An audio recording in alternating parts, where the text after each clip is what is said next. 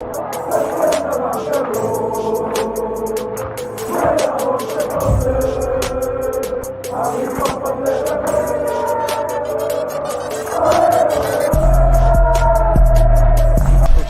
out to Kopish. Shout out to Kopish, guys. All the good work the up. Two legends, Emil Heskey, Howard Gill.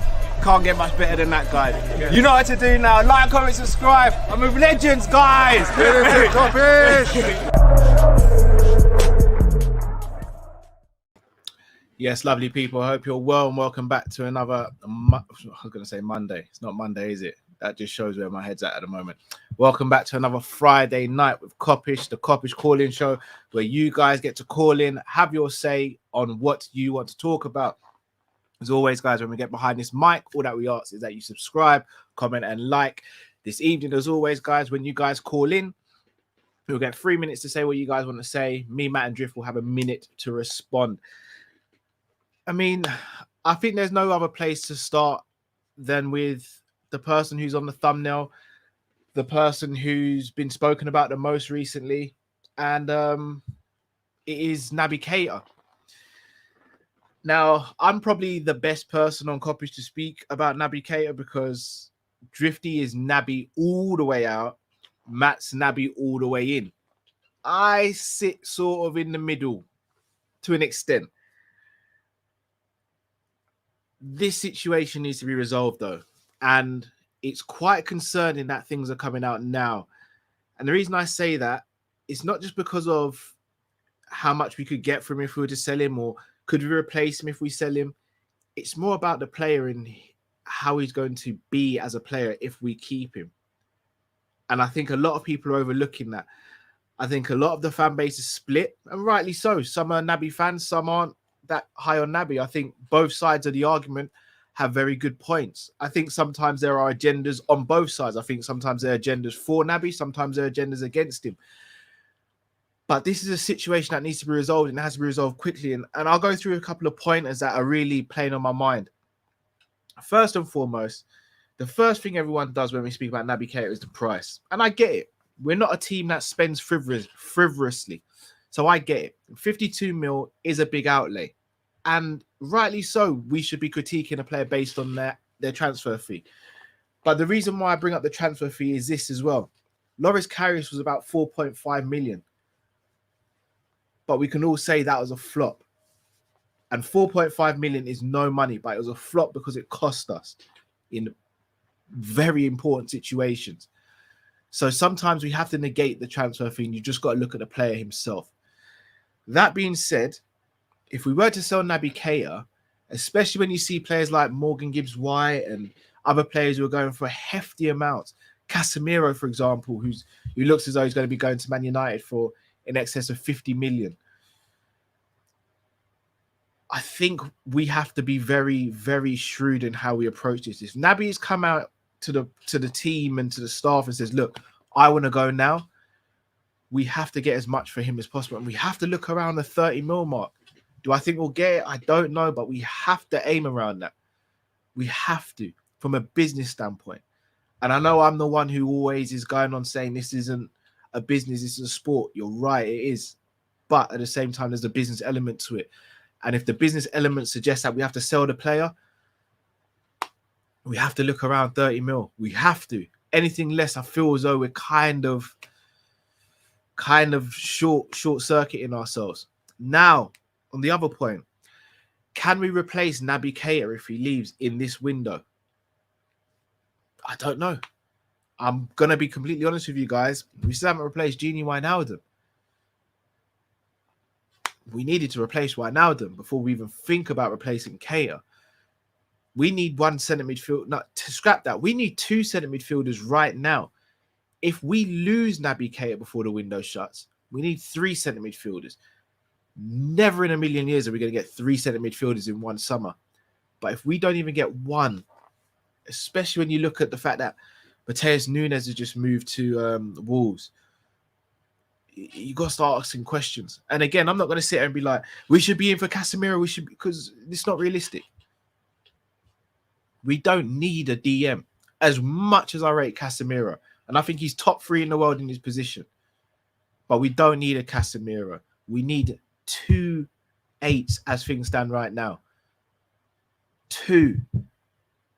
And if we lose Naby, we'll need 3. That's not a good position to be in. Not in the slightest. But here's the other conundrum, guys. If Naby says he wants to stay, but the club is saying no, how do we know he's going to perform? How do we know he's going to perform to a level where it's going to be like, it's worth keeping him for that extra year? There's no evidence to say. And that's no slight on Naby or anything, but there's no evidence to say his mind is going to be on it fully if he wants to leave. And that's my worry. There's a lot of concerns around this one.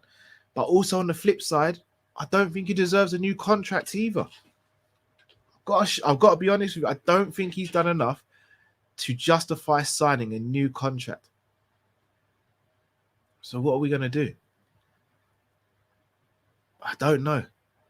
I really don't know. I'm gonna help some of your comments here just to get a flavour and a feel of where you guys stand. I think I know where you guys are going to stand, but I'm going to read out a few. Ash says Matt would sell him if we got an upgrade, to be fair, like Barella, but that's never happening. So again, I've got to shout at someone. I can't remember who I've got to shout. I've got to shout at someone who we had on the show recently, or as a comment, and said, look, Inter still do need to sell. If Barella's a guy they need to sell, you go and get Barella. However, I don't think Barella wants to leave Inter Milan. So again, there lies the problem. And I know what everyone's going to say, just pay the money, but if the player don't want to leave, the player don't want to leave. It's as simple as. Mr. Dare I Say It Drift says, do you actually believe we'll buy one centre midfielder?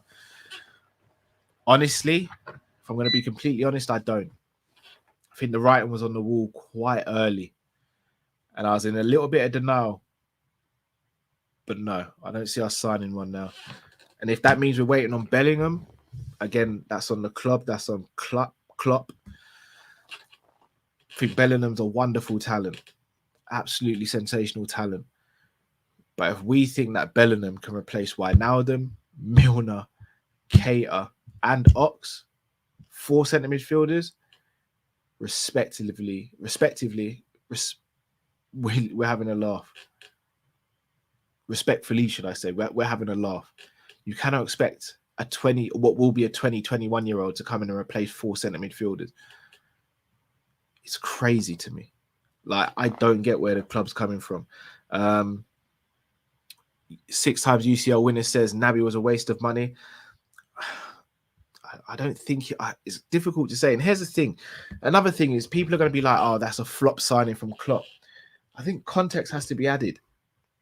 If Naby was throwing up stinkers or he wasn't the player we thought he was going to be, then I think so.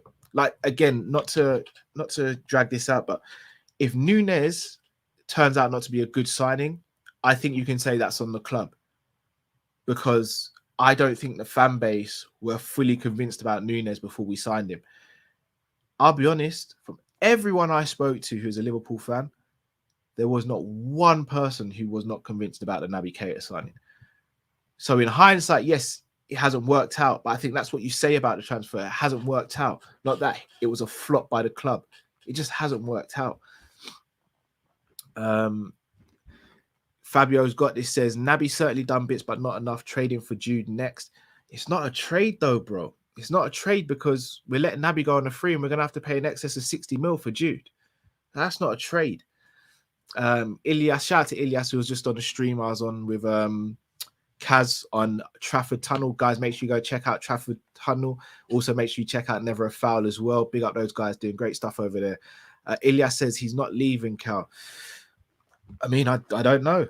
I mean, Klopp's not really one to hang on to a player, especially after Coutinho. He's not one to hang on to a player if they want to leave. We've seen it. We've seen it. Mane is a prime example. We could have held on to Mane for the year, and I'm pretty certain Mane would have performed.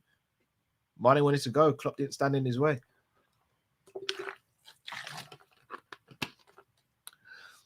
EMJP says, I'd use him as a part exchange deal for another midfielder. Off the back of that, guys, if you just throw out some midfielders realistically who you think we could go and get. Because, again, that's another thing. So here's one midfielder we could go and get. And I think I know what the answer is going to be in the chat. Tielemans. And here's the thing: if Naby goes, we can't think of buying a centre midfielder who changes everything at Liverpool. That should have happened, but we can't. We've got to think of buying a player to replace Naby who's better than Naby. As at right now, is Tielemans that guy? And for a relatively good fee as well. Mr. Dare I Say It Drift says, do you actually believe? Oh, sorry, I read that one as well. No, I don't. By the way, I don't think we will. But I mean, Tielemans is there. I know he's been linked to Arsenal. Arsenal haven't made a move. From what I hear, Arsenal aren't able to get him unless they sell someone. Troy M says that's actually a huge concern. If a player is hoping to get a move ASAP with the contract running out and he also has injury issues, no way he gives his all. Yeah, that's my fear. That is my fear. Because if Naby gets a couple of bad injuries, him and his negotiation stance for next summer when he's looking for a new club, it doesn't look good. Zeds are here. I definitely not bought a new place. No, just got a green screen. Yeah, just upgraded a little bit. Just wanted to change the look and feel, give you guys a different look to some of the shows that we do, rather than you just seeing what was, in my opinion, just a boring background for myself. Matt and Drift have got really nice backgrounds, so I thought I kind of needed to step my game up a little bit and represent them too properly on the channel. So I thought, yeah, I'd get myself a new little green screen. Dinesh, shout out to Dinesh. It's been a little while. James Maddison. Here's the thing. I know Drifty's fully James Maddison in. I think James Maddison's an excellent talent. I think he's very inconsistent, and the last thing we need from a centre midfielder is inconsistency. Now, if Naby goes and we get James Maddison, I think it's good because I don't necessarily think it blocks us moving for any other players. And again, it's just tricky, innit? For me, there's not a lot of grit and a lot in the midfield if we were to go and get him, in my opinion. So for me, it's got to be worthwhile. And to me, it just isn't, in my opinion. In my humble opinion, it's not. He is a good player, though, to be honest. I don't know who else you guys are thinking. Conor Gallagher, I'm seeing. Good. Jacobs, Ramsey. I think Gerrard, I know he loves Liverpool. Gerrard would expect a lot of money. A lot of money for Jacob Ramsey, and rightly so. Paqueta, okay. Now we're talking, John II. I know you watch French football a lot, so we're talking. Even though I think you could still end up seeing him go to Man City, to be honest. Troy M says, also, if you're not a member, you're missing out. The Football Manager series is funny as F. Yeah, I mean, Troy, it's funny if you're mad at the moment, not to give too much away. For me and Drift, it ain't really funny. All right, here's another one from Jay Kismet. You'll Never Walk Alone. Pedro Neto is that guy. All right, so here's another way of looking at the situation, in my opinion. You can go and get a right-sided winger or a winger who can cover the two flanks, and that way it relieves pressure from Carvalho and Harvey Elliott playing in that position. If that were to happen, then you've got a centre midfielder. Hey, big up Jamal Sangara. That's another player that we were linked with early in the window. Frankie de Jong. I don't think Frankie wants to leave Barcelona, if I'm going to be honest. Mr. Dare I Say It Drift says, I'll be okay with Fab, Elliott, Hendo, Thiago, Barella, Neves. We need quality over quantity. Been saying this for time. Neto Diaby we would challenge City. I agree. Bear me one sec, guys.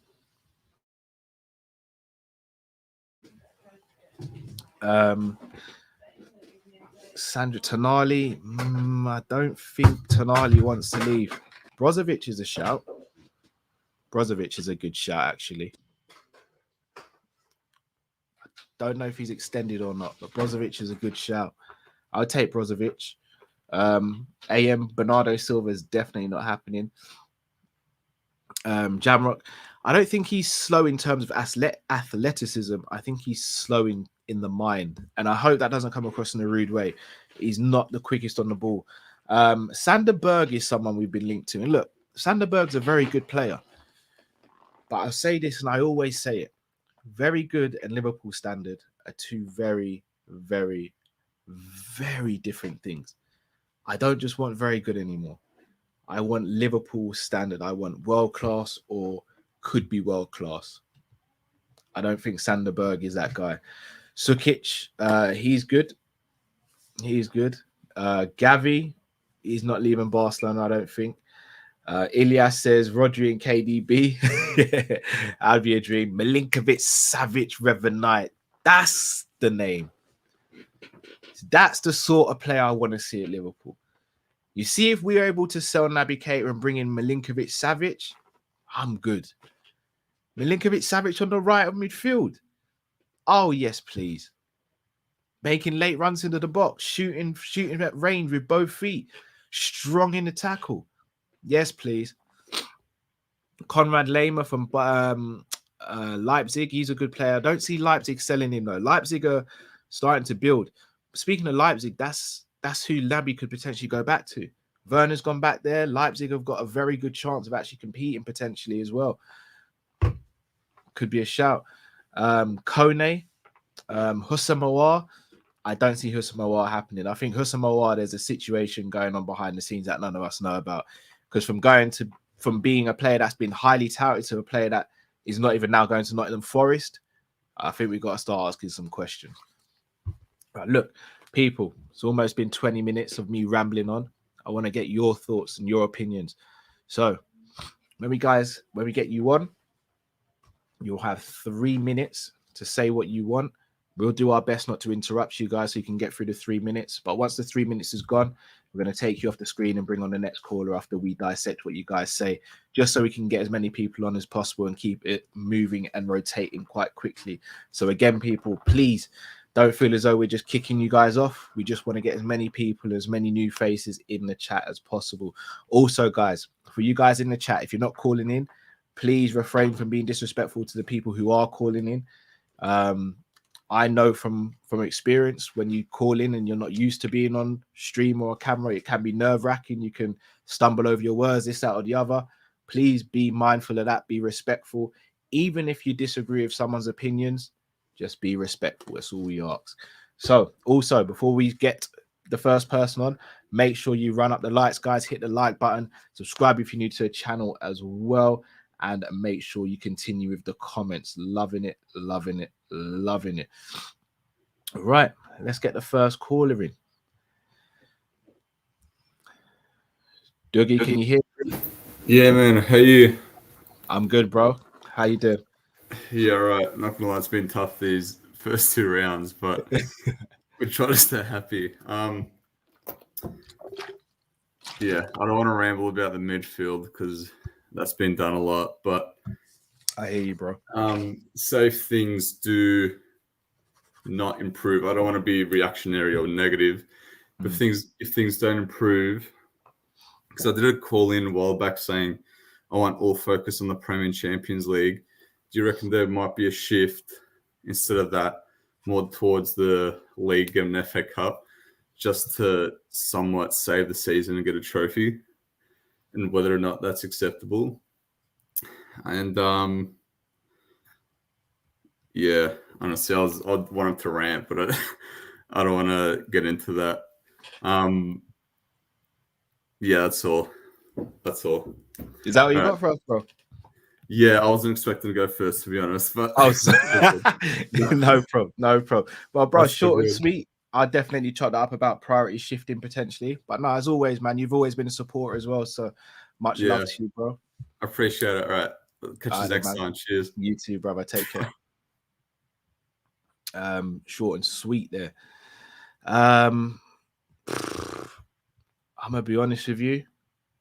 If we don't beat Man United and Man City win, priorities kind of have to shift, in my opinion. Not saying we can't claw back 8 points, but to beat not 6 points. I'm not saying we can't claw back 6 points, but to claw back 6 points and having a record this early in the season, while we've got the injuries, while Man City are on momentum as well, it's going to be really hard to sit here and be like, yeah, we're going to push for the Prem still. I'm not saying to give up by any means. Well, yeah, sorry, John, it'd be 7 points. My maths is off. It'd be really hard for me to sit here and be like, yeah, And I know what you're going to say. Last season, I was saying, even when we were behind City, like it's not too late to catch them. And I was almost right. But ultimately, we didn't. Like the first 2 games of the season to draw. And then if we, God forbid, lose against City in the 3rd game, that's a terrible start. And we didn't have these injury problems we had now last season as well. Momentum was a bit more on our side. So I would be a little wide. And yeah, priorities would have to shift, which again would be very disappointing so early in the season, but they would have to be, in my opinion. I'll get the next caller in. LFC for days. Oh, hello. Can you hear me? Yeah, I hear you, bro. How you doing, man? Jeez, I'm good. And you? Yeah, not too bad, brother. A little tired than that. Work's been a bit mad this week. Life's been a bit crazy, but we are here, so I've got to give God thanks. Indeed, I'm good, indeed. Man. Yeah, Liverpool, man. That game, Jesus Christ. The new, you know what? With Nunes, maybe this gonna be a controversial one, but with Nunes, now I don't expect him to do a double headbutt. I really didn't expect that. But you know what? I have wanted a player to be just a bit aggressive, just to let them know you're in the game. Obviously he took it too far with the double headbutt, but I think if Darwin can have that level of aggression, but just not to that extreme. I don't want double headbutts. Like play the grey card like City can. You know, I actually don't mind because it kind of stuck them in the game, and obviously Diaz, thank God, he kind of saved the game there because that would have been a terrible loss there. But yeah, as we've been saying with the midfield, now I'm going to be a bit controversial here. I'm not with the Bellingham hype personally. I would rather we spend that money somewhere else. I don't want the pressure to be on another young player again. Yeah. Trying the Nunes thing. I don't want to add now we got to put Bellingham in the midfield and also hope he does a Stevie G. That's not what I'm looking for. I think we got to go get some experience or some players who have already kind of shown they can handle that pressure. Like Jude for me is a bit too much money, and we would be playing the Nunes thing. I'm not here for that personally. I'm looking at us, as everyone's been saying, I like that savage talk and all of that. If somehow we can get a Suek from West Ham, I mean, if we're going to really spend that money that we want to spend on Belly, then I would actually say, why not just go and get Declan Rice, honestly, in my opinion. Because with Declan Rice, then you've got pretty much a replacement kind of for Henderson, and you've got a backup for Fabinho, because I do think Rice is also could be eventually captain material. He's already captain of West Ham. But that's if you're going to spend that money. But personally, for me, I want 3 midfielders. I see that South there. If possible, a Suek. Like, honestly, we can get 3 good midfielders. That's what I'm looking for. But yeah, I'm not in with the belly talk there at the moment. And yeah, Klopp again. Rotation is so important. I need to start seeing now. It's without a doubt now. I need to start see Tsimikas play some games. I need to see Tsimikas play some games, and when he plays some games, if he has a bad form, okay, swap it with Robertson. I think Robertson's been burnt to the ground now. We can clearly see it. So yeah, man. See you soon. Bro, I'm gonna chop that up now. Make some good points. Couple controversial ones there as well, Indeed. but I'm gonna chop it up for you, bro. Cheers, man. See you. Nice one. Have a good week, bro. Yep. All right. I'm going to start with the Nunes one. Me personally, I think there's a very fine line between being aggressive and being, for lack of a better word, stupid. I think what Nunes did was stupid. I don't have a problem with aggression. And look, hey, I'll be the first to say, if someone gives you trouble or gets in your vicinity, you've got a right to defend yourself, but you've got to do it smartly. Nunes could have literally just grabbed him by the shirt like that and grabbed him up, and it's not going to be a red card. You can push him as long as it's not in the face. You can push him. You can give him a hard barge when there's a 50-50. There's so many ways around it. He got away with the first headbutt. So to do it again, for me, it's stupidity. And I think I can see where people go, yeah, we're too nice to the club, so you need that roughness. That's fair enough. But he went so far the other way that teams are now going to target him and say, all we've got to do is get him riled up, and then boom, that's it. And that for me is the issue. So that's my thoughts on the Núñez stuff. On the Bellingham hype and the pressure, I agree. Hence why I wanted us to sign a centre midfielder this summer. That way, we're not putting all of our eggs in one basket with Jude and just putting too much burden on his back. But unfortunately, we haven't done that.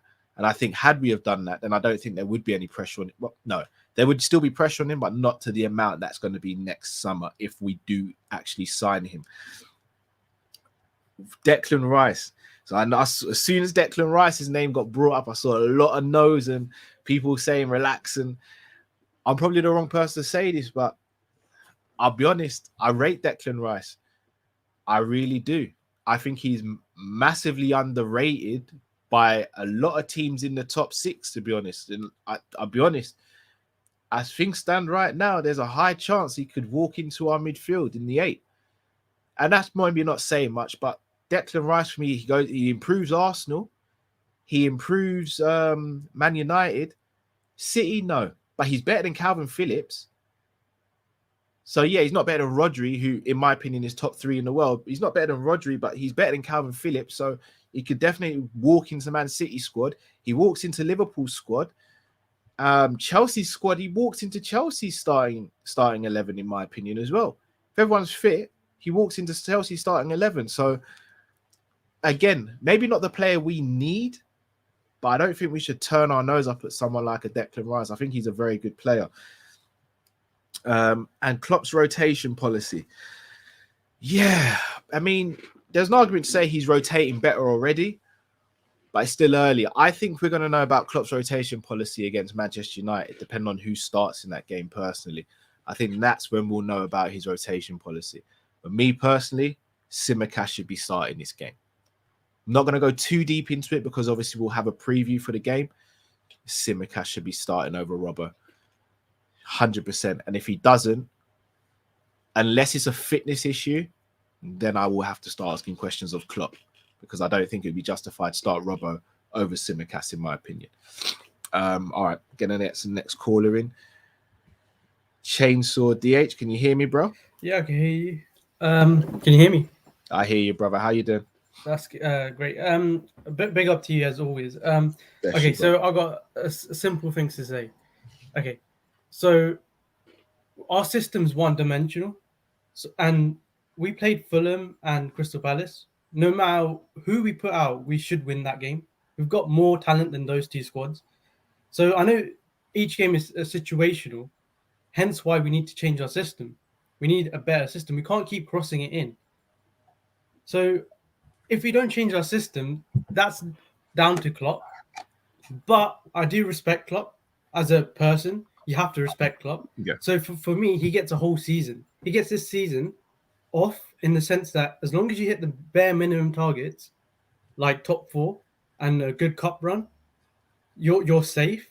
In the sense that you shouldn't be criticized, you shouldn't be like attacked by your own fans. However, next summer is a big summer for him. Next summer, it's you have to be the one driving the transfers. You have to be saying, I need Bellingham, or I need Barella, I need this, I need that. And you have to win the Premier League. Yeah. You have to win it. There's no excuses. This season, it's a bit confusing. It's like your system's an issue. You haven't signed the players. I don't know what's happening behind the scenes. None of us fully know what's happening behind the scenes, in my opinion. So, like, because of what he's achieved and the man he is, I think you have to respect it. You can't go overboard. I think people did go overboard last week. You can criticize him, but let's not say Klopp out. Let's hold that. Yeah. Let's hold that thought. He's allowed one average season, because last season he almost won a quad for us, and that was a sensational season. I know people will say, "Where's the Premier League? Where's the Champions League?" The guy won 2 trophies and was 1 week away from a quad. So he's allowed an average season this season. So we need to calm down on him. So next summer is going to be like a huge summer for him, and that's about it really. I think our system's the only issue. Like, just don't cross it in. Have some, different formula to beat a team, especially a low block team. And I definitely think with Trent and not Robbo, but like Tsimikas, they can pass a ball. They can link up play as well with the forwards. But yeah, that's about it. Oh, big up, Ko. No, bless you, bro. I'm going to chop this up now. Much appreciated for calling in as always, bro. All right. So, a couple things to dissect there. The system being one-dimensional. Yeah, I agree. I do agree. I know we played with grit and determination, especially after Núñez got sent off. But it took a wonder goal, and I mean a wonder goal from Diaz to rectify a point. Like that, when you break it down like that, you've kind of got to look at the system and be like, something's not right here, because Diaz had to dribble past, what was it, 4 or 5 players and still hit a worldie of a shot. The crossing thing really winds me up. And I don't want us to go to the extreme where we never cross and we do what Arsenal used to do and try and walk the ball in, but vary the play. Vary the play. And we're not doing that. So Chainsaw, completely agree with you on that. In terms of Klopp gets to have an average season, call me spoiled here, Chainsaw, but I disagree. I don't think he does get to have an average season. Liverpool don't get to have an average season. And it's just not fair, but life's not fair, bro. And the reason I say that is because we've got a good enough squad and we've got the resources and the manager to not have an average season, unless there are extenuating circumstances. But for me, there is no excuse to have an average season with this group of players and with this manager and the resources we have. And I'm not saying we've got City level resources, but you don't need to. We've proven you don't need to. But what you do need to do is react when you need to react. And we haven't reacted for 2 summers now, in my opinion, if this summer ends the way it ends. So I'll be honest, I won't sit here and be Klopp out. And look, I'm going to be real. Anyone saying Klopp out, in my opinion, I think you've gone way overboard. And I respect your opinion, but I do think you've gone way overboard if you're saying Klopp out. And I completely disagree. I won't be Klopp out at the end of the season, but I will have some serious questions to ask. And look, I'm going to throw it to you like this, guys. For all you guys watching, I'm going to say 95% of you like our content, just off a whim if you're watching us and you watch us regularly. But let's say, for example, we started, I don't know, coming on shows and just abusing people. I'm not talking about criticizing players, just abusing players regularly. Or we came on here and just started abusing you guys in the chat. You guys would be like, what's going on here? What's going on? Why are they doing this? You'd call us out for it.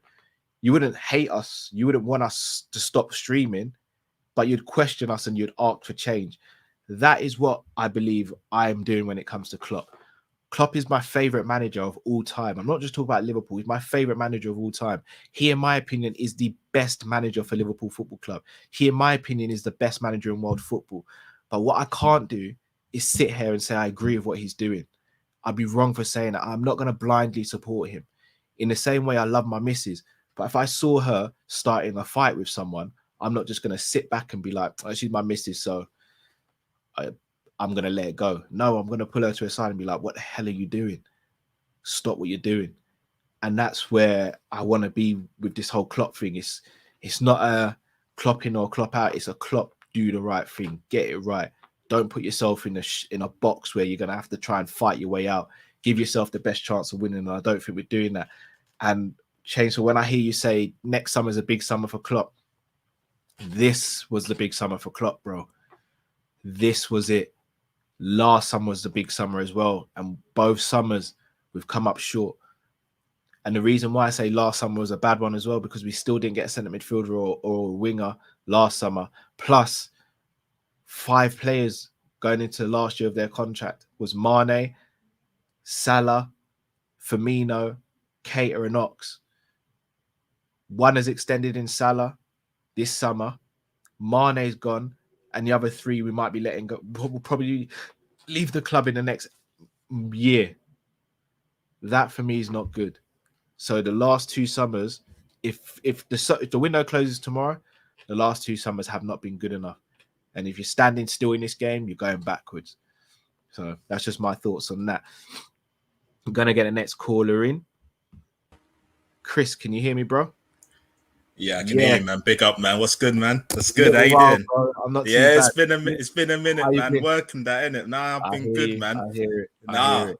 Not gonna lie, Callum. you've been reading my mind. What's going on here, bro? I was literally gonna say all of these points, yeah, and then you literally done a soliloquy about what I was gonna do, bro. Like, it's great minds. But you know what? No, I fully agree with you in the sense that we shouldn't be needing another summer to test out where this club is. Klopp has had 7 seasons to build the team that he's wanted in his image, and if he needs players that can improve Liverpool, the midfield that can improve Liverpool, he should do that. And to me, that comes down to the recruitment team finding the right people for him and bringing it to him. Even if he disagrees, even if he says no, these are not the right guys, you tell him a reason why these players are the right people for the job. Because in my opinion, one midfielder in 4 years, I think that's a mad statistic in my opinion. One midfielder. Are you serious? It's clear. It's been clear since the 18-19 season that he's wanted to go to that possession-based football. Yeah, we want to hold the ball. We want to pass the teams to death pretty much the Man City way. So why aren't we getting the players to do that, in my opinion? Why aren't we getting the players that will support this system that Klopp wants to build? Because clearly, no offense to Jordan Henderson, bro, because he's done a fantastic job as our captain. And not even as our captain. I think that's disingenuous. I think in that 1920 season, he was amazing for us. He did everything right. He was 7 out of 10 minimum consistently. When Fabinho was gone as the 6, he'd done a fantastic job for us in that title winning season. So I'll give him credit for that. However, he's not that guy anymore in terms of the energy, in terms of the technique, even that Klopp wants of him. Because Harvey Elliott, we can see the link up between Salah and Trent. We don't really see that with Henderson, in my opinion. And there's no offense to him. I just don't think his game suits what Klopp wants version 2 of Liverpool to be, basically. So it's no offense to Jordan Henderson, no offense to, in my opinion, Curtis Jones, James Milner. I just think we don't have the right profiles in midfield that can support us in creating the image that Klopp wants, basically. And that comes down to our recruitment. So my question is, has our recruitment underperformed? Because in my opinion, we always hear this from our fan base. Oh, we've got the best recruitment team. They can find anyone, water to wine, Robertson, all of this nonsense. No, I'm serious. We hear this all the time, and they are great points. However, you can't have it both ways, in my opinion, because we should be able to find a midfielder of the right profile to show to our manager and say, here, this is the guy that you need to support your team. So, in my opinion, 4 midfielders in 1 season, not good enough. Recruitment team, you need to answer for that. And also, Klopp, this is on you, bro, because you don't get the excuses. You've got a top team, so come on, man, win us some big trophies. And that's it, man. I'll see you later, man. Chris, you're a legend, bro. Good to see you again, man. See you later, brother. Take care. Peace. Great points by Chris. So the points that stuck out before I answer his question is 7 seasons to build. So I agree he's had 7 seasons to build, but he has built. It's now the rebuild. So I wouldn't say he's had 7 seasons to build and rebuild. I think he's had 2 seasons to rebuild. I think the first 5 was building and accomplishing, and he did that. So, I mean, I have to rate it. One midfielder in 4 years is crazy to me. Doesn't make much sense, especially with what we're trying to do and players playing for possession. We haven't got players who are doing that, and that is part of the issue because we're having to revert back to type. But at the same time, he could argue Ox, Naby, Thiago, players brought in to do that. He wanted Fekir, obviously that fell through. So effectively, he did buy the players to do that. They've just not performed. So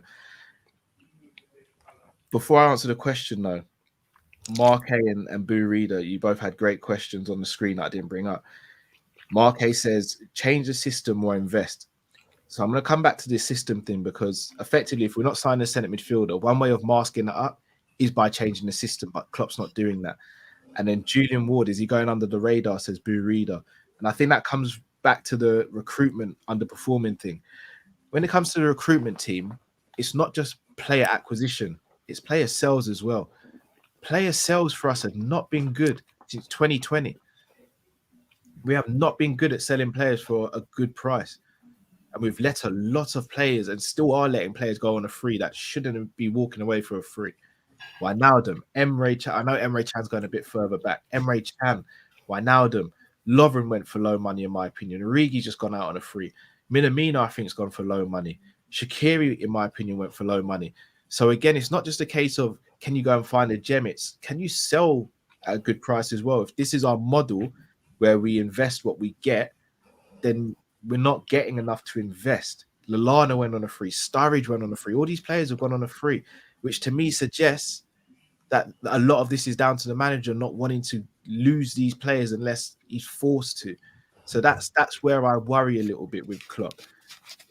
Biff, welcome. I don't know if you heard the questions or anything. I don't know where you. I heard Chris's question. Big up, Chris. Big up everyone in the chat as well. Yeah, feeling mad lightheaded, but you know we got to do it for the people. So if you see me snacking on some of this popcorn, I'm trying to get some sugar in my blood before I pass out. But yeah, I heard what Chris was saying about the recruitment. Yeah, I mean, what you're saying is true as well. I think we were actually exceptional at player sales, and I think everybody got jealous and cottoned on that we were too good at it, and maybe that was why we weren't able to do it anymore. Because for about 3 years, we were getting rid of players that we should have never been getting money for, like we did. And I think maybe after the Coutinho one, people got a bit jealous, more aware of it. I don't know, but everybody feels like we fleeced Barcelona with that 146 that we got for Coutinho, and then after that we stopped getting big money for players anymore. It's not just that though. Remember, we managed to get Brewster 24 mil. We sold Bruce for in a pandemic. Yeah, that's actually a lot. So Yeah, you're right. That's why I say it's only been the last 2 years.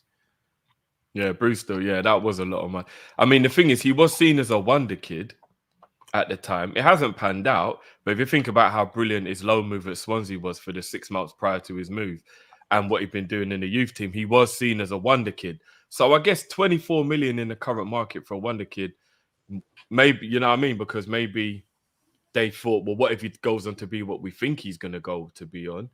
Then he'll be like a 50 million pound player in a year or two. That's probably what they were thinking at the time. So maybe it was good money, but maybe it wasn't even actually that much of a fleece based on how well he'd done up to that point. Do you know what I mean?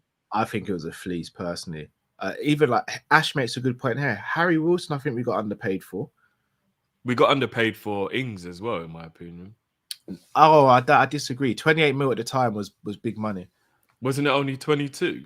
No, it's 28. Are you sure it was that much? Yeah, and they had him on loan the season before as well. I thought we got good money for Ings personally, considering the injury record and all that. Gruitch again, another player we could have sold for years before. Yeah, the Gruitch one's weird. Our Nini's another player. I mean, yes, we got a percentage back off the sale just now. Saying that, Nico, do you know what? To be fair, to present an argument the other side, Nico was good money.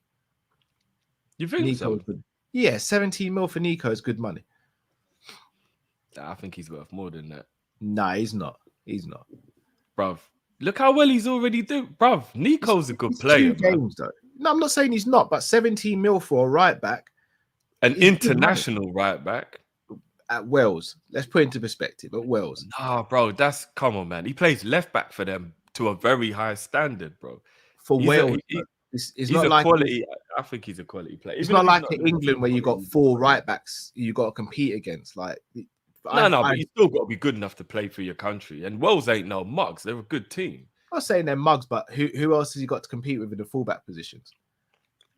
Well, I can't remember the guy they play at right back, but he actually plays left back because they don't have a left back, but he's good enough to cover. But that's my point.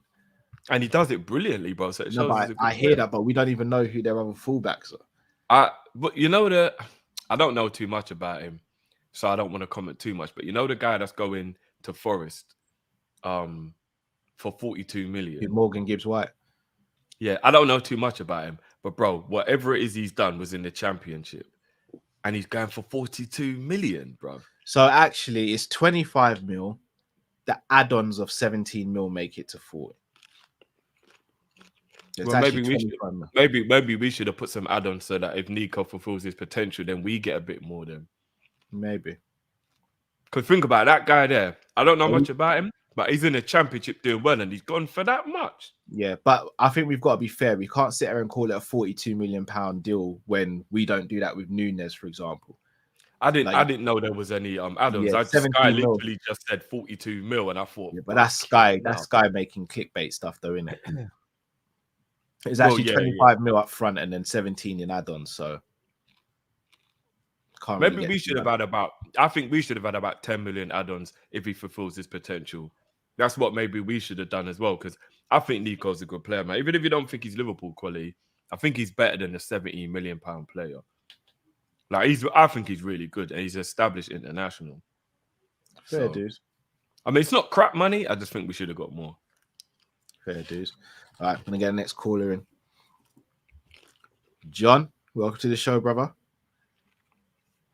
Can you hear me, bro? John. There we go. Hold on, hold on. Hold on. Who's going to say it first? Quickly, who's going to say it first? Callum. You're supposed to say Jinx touch wood. Now, I give it to Cal this week. The reason why, because that is actually an original one. Oh, your what, name, is your yours a name tag remake, blocking. Mine's not the original. I take it then. I take it. Back in the game. Wow, that was honest of John. You didn't That even is need honest, to do bro. that. I'm gonna be real, John. I might not have admitted it. Well, mine, I bought it's out of the Liverpool store. Yeah, I know it is. Well, I'm it's not- saying I wouldn't have admitted because I wouldn't want to lose another week. But There, I can put the hands up. I rate it. But I'll take it. What you got for us this week, brother? Naby.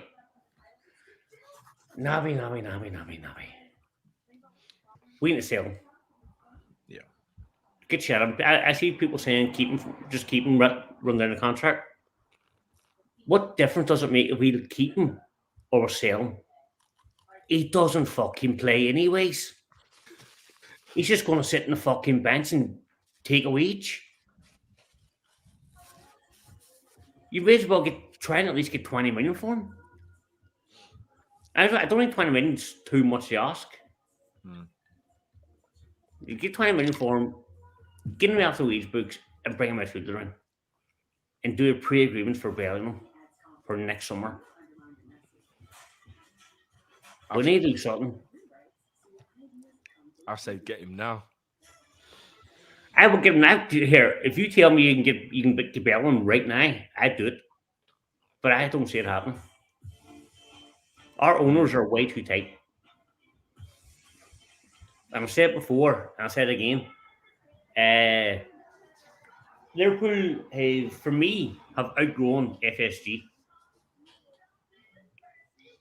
FSG cannot take us any further forward. I'm seeing at the minute, I'm seeing the Chelsea owners coming in, multi-billionaires. I'm seeing Man United getting linked to a multi-billionaire. We've got Man City, we've got Newcastle. Can we compete with that? Because I don't think we can. FSG is not going to compete with Lemons. Not on wages and not on transfer fees. So we don't react, we don't do something.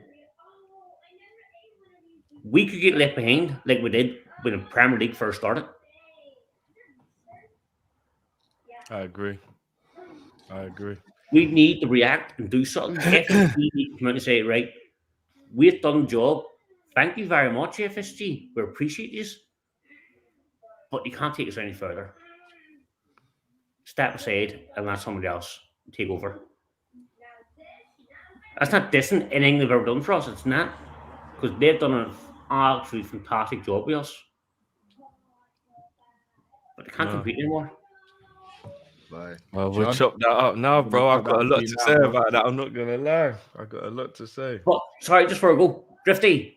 Last week we were talking about Cal. Apologize again in advance. Don't We be were silly, talking bro. about drinks, right? Yeah. Try Captain Morgan's with Ambrew. Okay. Which one? The spice one or the dark rum? No, spiced. Spice one. Okay, cool. Ah, No Lovely. problem. one ice cube. That just worked. I'll give it a try, bro. I'll give it a try. But as always, guys, big up. Big Respect. up, man. Bless, bro. Big Back. up, bro. Take care. Big up.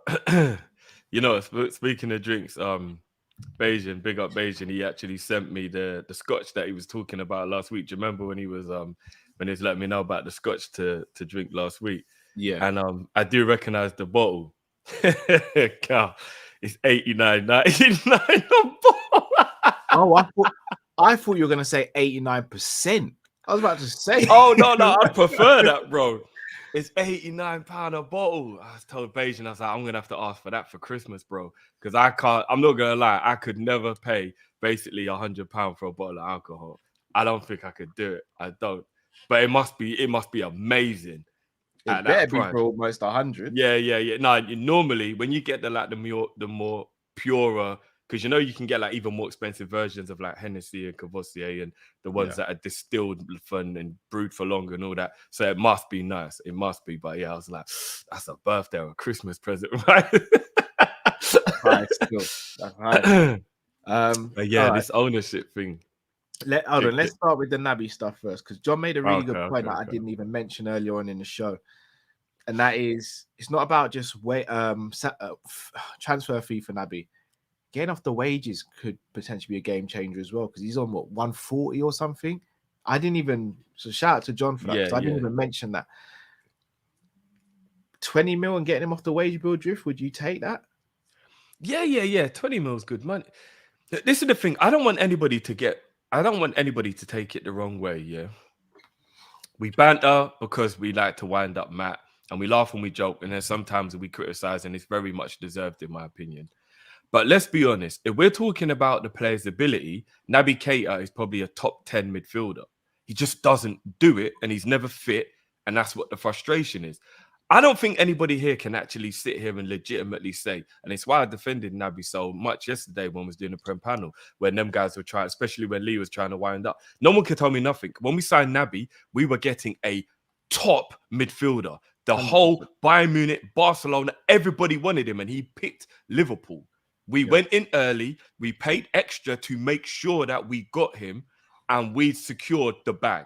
Everybody knows we secured the bag. Him and Lamar were the two players we were chasing, and he was the better one of the two, and we were disappointed we didn't get both. And everybody was chuffed. It just hasn't worked out. Yeah. So let's not get shady on Naby to the point where we act like the boy ain't got ability, because the boy's ability is almost second to none if he's actually playing to the level he actually can play and did play at Leipzig. But life doesn't always work like that. So we haven't got that Naby, and that's been the problem. So if we get 20 mil for him, there's nothing wrong with that at all, bro, because he might go on and fulfill the potential that we know he has at the club he goes to. Bro. I would actually want around 30, if I'm going to be honest. Where I've seen other prices and other players going for big money, I'd want 30. I'd push for 30. I think if he goes back to Germany, the pace of that league and whatnot, and the less intense physical demands of the tactics and all of that kind of stuff, I think he'll probably go back to being the Naby he was before. He's only 27. He's not like he's some old man or something. Do you know what I mean? Like, he's actually still got time to come into his prime. Van Persie never got over his injury problems till he was 29, got to move to Man U and won the league. Like, it can happen if you can get over your injuries. Naby's got plenty time on his side. It's just his time's up at Liverpool. You know, sometimes it just is what it is, isn't it? Like, so 20 mil isn't even enough, in my opinion. But another point John said was, and you alluded to it as well, go and get Bellingham this summer, no matter what. And John obviously went into talk about the owners. I'll be honest, I don't like that approach of just paying whatever to get a player. I really don't. No, I wouldn't do that. But I would test them seriously and just see how much they mean. And if they do mean it, then you walk away. But I think if you go to them and you're like, look, we mean this. Like, we really, really mean this. Like, we want this player. Here's 65 million up front, and we'll give you 20 million in add-ons. They'll laugh at us, Drift. You think so? It's our £85 million deal in total. You really think that they would actually walk away from that? Yes, they would laugh at us. And let me tell you why. He's young, he's getting better, and he's going to potentially be a star at the World Cup. Why would you sell him now? Let me check how long he's got on his contract, just out of curiosity. He's got long on his contract. Think about 4 years or something like that. He signed a new contract not that long ago, I don't believe, if I'm not mistaken. That long, yeah. Hold on, let me. They don't want to sell and like, all right, what would you do if someone His contract runs until 25, so he's got 3 years left. So it'll be 2 years at the end of this season, which isn't yeah, that which is big when of they a usually sell. negotiate. When they Yeah, usually sell. makes sense. Yeah. All right, if someone came to you right now and was like, I'm trying to think of a player. I don't think we've actually got anyone who's kind of a Jota. I say Jota, who over the last 2 seasons has proved that he's top class in the same way Bellingham has. If someone came to you and was like, Jota, 65 mil and 20 in add-ons, what would you say to it? If you told them to do one. No, but I would ask Jota if he's going to be affected by this and if he's going to play properly and how much forget about the add-ons and all that, like the actual human side of it. No, that's what I mean though, because what if Bellingham doesn't perform for Dortmund because he's annoyed that they blocked his move? So but I think you've got to put everything into consideration. No, Bellingham said he's comfy waiting a year. That's what the issue. If Bellingham was saying he wants to leave now, then we've got a chance. But I mean, he has to say that because he doesn't want to get in the bad books of the Dortmund fans. If he doesn't. Yeah, but if you don't get a move and you were flirting with other clubs, then the fans don't like you. You've got to be careful all the time. That's the problem. He's not flirting with clubs. Never it would seem like that if he said, "Yeah, I'd like a move." If he said that, then everybody would be like, "Rob Bellingham, what's going on with you, bro?" No, but it's pretty clear that he's made it clear that if you want to sell me, then I'll go. But if you want to keep me, I'll stay. So if Jota had that approach, what would you like? You wouldn't accept that. Of course, I would. No, I wouldn't. And Dortmund the same, bro. So we can't get. What about 75 million plus 20 million add-ons? No, they ain't selling, bro. They're just not selling. But you know what? If that's the case, then we just got to move on. Yeah, I agree. And we've got to go and buy somebody else. Agreed. All right. Ownership. Let me quickly chime in before you chime in. The ownership one, everyone knows my thoughts on FSG, and they've not massively changed. However, I have tried to put more perspective on things over the last year, a year and a half. You have indeed. Before, I used to think it was all on the owners why we weren't getting players. Now I think it's 50-50. In fact, I'm going to go 60-40 in favor of Klopp. Now, that 40% that they've got still is massive because they can sanction a deal, can't they? They can say yes or no to financing it. However, there's been no evidence of that because even Klopp's come out a few times and says if we want a player, we can get a player. So again, I'm going to take him at his word. When we say we're outgrowing FSG, I can understand why people say that. But at the same time, if you look at other clubs who we've come on here and we bigged up Leicester's owners, for example. Leicester's owners ain't done nothing for a little while now. We've bigged up other owners. We bigged up Abramovich. Abramovich got caught with his pants down, had to sell the club. We look at the Glazers, they ain't great. The Kroenkes, they're spending money.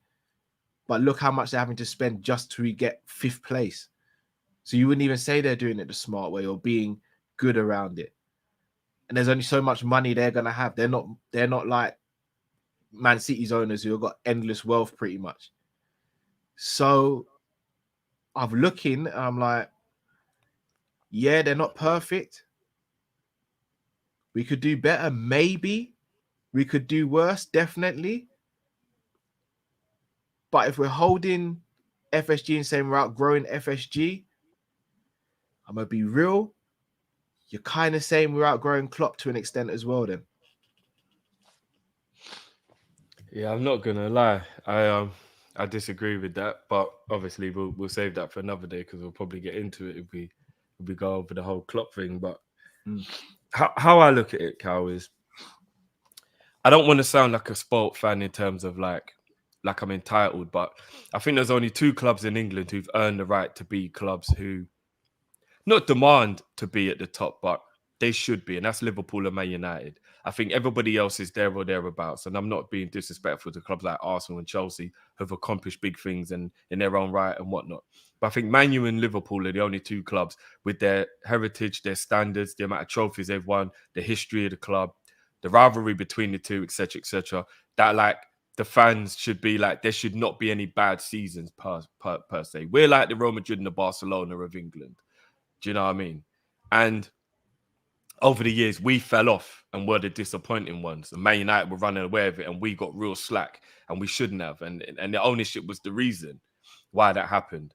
Plus, they got the advantage from the Premier League and all that stuff. But I digress. So I look at clubs and I think to myself, they're kind of doing what they need to do, where they are, and their fans are allowed to be annoyed. But with all due respect, are they bigger than what the level is that they're at? If you look at everything combined, like a Leicester, for example, where their owners should probably be doing more now, but they've also got to go against the fact that they don't have a big fan base, they don't have loads of commercial deals, they don't have all this stuff they've got to like cope with. They've been negligent to a degree.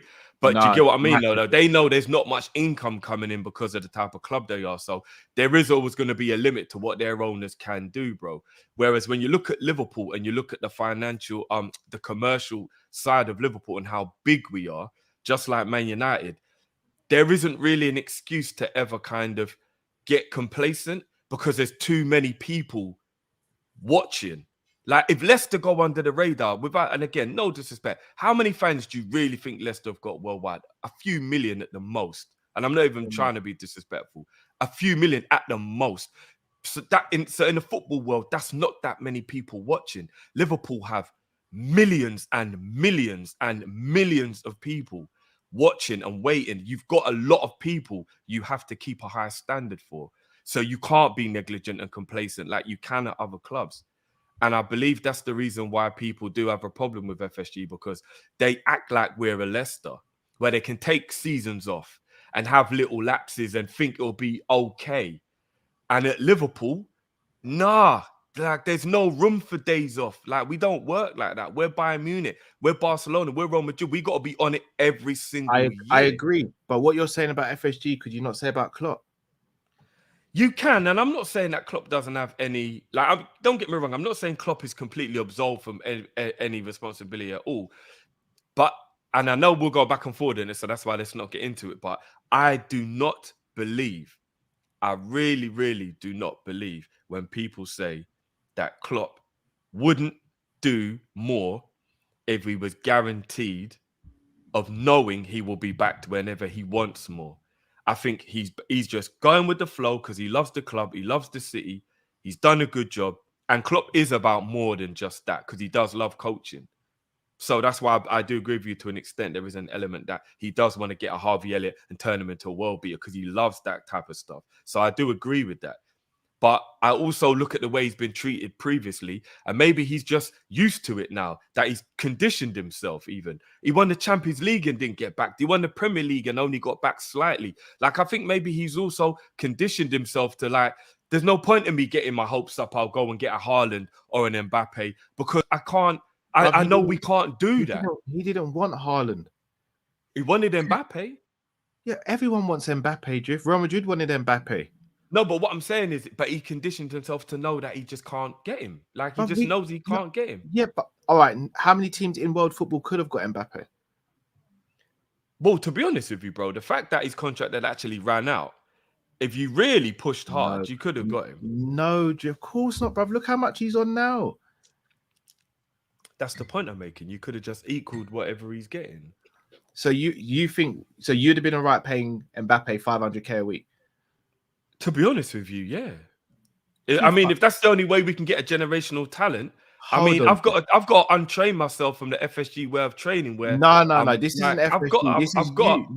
This is you. I've got to untrain myself. We went back and forth every week until Salah signed his contract, saying no footballer should be earning that sort of money, but you want to give it to Bappe. That makes no sense. Because he was a free agent. And the circumstance was different. And like I said, I'm trying to retrain myself because I am starting to realize we're never going to get any of these players if we don't. So do I have to live in a world where for the rest of my life, I can never fantasize about getting one of the top ballers at Liverpool because we'll never do it? Like, I'm trying to untrain myself because in the real world, Carl, of course you're right. I think 100 grand a week is enough.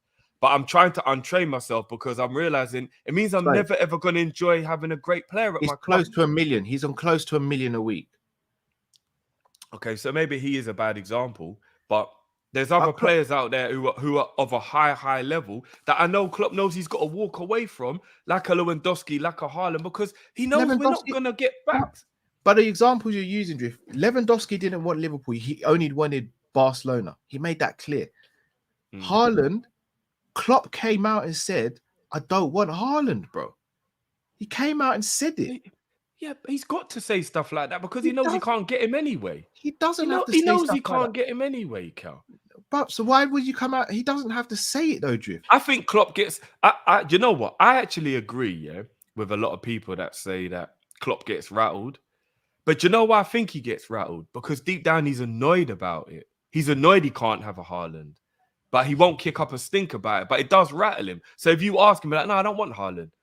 That's like if someone said to me, "Do you want to go out with Beyonce?" If I was a single guy, and someone said, "Do you want to go out with Beyonce?" and I went, "No, I don't want to go out with Beyonce," you'd all know I was talking shit. Do you get what I mean? Everyone will be like, I don't believe Drift. Well, why would he not want to? Do you know what I'm saying? Like, that's two completely different arguments. Drift, he's categorically come out and said he doesn't like the deal. He doesn't want Haaland. He doesn't have to say this. But if he's asked about Haaland, all he has to say is condition to me. But all he has to say is Haaland's a great player. If City go for him and they get him, they'll be getting a great player. I mean, I haven't even seen the quote where he said he doesn't categorically want Haaland. But if you're saying that's what he's saying, I think it's all part of his conditioning, Cal. But so even if he's been conditioned, it's still on him, though. No, because if you know your parents can't afford Jordans, you just don't ask for Jordans. Yeah, but it doesn't have to be Jordans, bro. But Haaland is Jordan. That's what I'm saying. Like, you know, you still get trainers, but you just won't get the ones you really want. I bet you got Nunes. Nunes wasn't cheap. Yeah, but Nunes was very easy to attain. That's what I'm saying. It's like Klopp knows anytime there's going to be any kind of battle, FSG aren't up for the fight. Like, we never argue over players. We never compete for players. Man We United always wanted just walk Nunes. away. Man United wanted Nunes. But that was still an easy. Atletico Madrid wanted Nunes. Yeah, but we know we're better than them. I mean, a club that's as big as us, where we know, right, this might be a battle, like a Real Madrid or a Man City. Any club that actually, like, currently can talk to us in terms of their allure, their pull. Man United at the moment are in the mud. That's why it was easy to get him from them. 10 years ago, we probably wouldn't have. He would have probably gone Man United. Do you know what I mean? Like, I'm talking about clubs that have that allure where if we think there's any kind of battle for the player, we just walk away because we know we're not about that life. Like what, though? Give an example. Like, Haaland is an example of, like, we know we're not about that life. We didn't want Haaland. We didn't want him. Come on. Do you truly believe that Jurgen Klopp would have not wanted Haaland if he knew we could get him? Come on, Carl, man. Yeah, but Haaland was never going to come to Liverpool because Jurgen Klopp didn't want him to get that sort of salary. But he's only on 280, isn't it? Plus bonuses and all that, which is but again... that's what Salah's on, Cal. Yes, and Salah's been at the club for 5 years and proven himself. I disbelieve Haaland hasn't been at our club. I disbelieve Klopp cared about how much Haaland made if it was 280. Maybe if Haaland was going to be on like 500, I think maybe Klopp would have been. But not 280. I don't think Klopp would have cared if he's on 280, Cal. Haaland. Why would he have been bothered if Haaland was on 280? So why did he come out and say what he said then, bro? Because he's conditioned, Cal. So if he's conditioned, then he's not right for us then. No, I don't agree with that, because I think if you've got the manager who can do the best job under the restrictions, then you stick with him. Because no one else can do a better job than Klopp under these restrictions, I tell you that. We always say it ourselves, if Guardiola couldn't do a job at Liverpool that Klopp's doing, everybody always says that. No, but there's a difference between like restrictions and competing within your means. We cannot compete with Man City, PSG, and Real Madrid when it comes to salary. Like, we literally can't. There's nothing we can do about that. 280 plus bonuses is like a very average top wage, which we should be able to compete with. If he's on 500, I fully agree with you. But I'll be very shocked if Haaland's on that.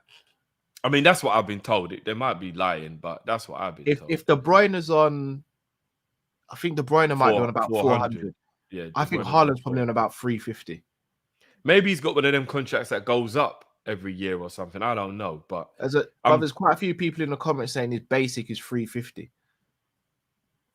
Okay, well, I mean, I still think 350 for Haaland wouldn't have been too out of this world. I agree, but Klopp doesn't. Right. And, all right. Instead of doing the Klopp thing, because like I said, we're always going to disagree. All right, Drift. Let me ask you a question. Who's my favorite Liverpool player? Firmino. Why do you say Firmino is my favorite? Because you said it. You're saying. That's it, innit? Oh, but I know that you don't have a reason to not tell the truth. Whereas Klopp's always got to make sure he's strategic with what he says. No, but if he wasn't my favorite player, I wouldn't come out on every show or anytime I speak about him and say it then. Yeah, and I mean, obviously, it's different circumstances. We're fans of the club. It's different. But Klopp can't come out and be looked at begging for Haaland and then watch him go to a rival. Makes him look weak.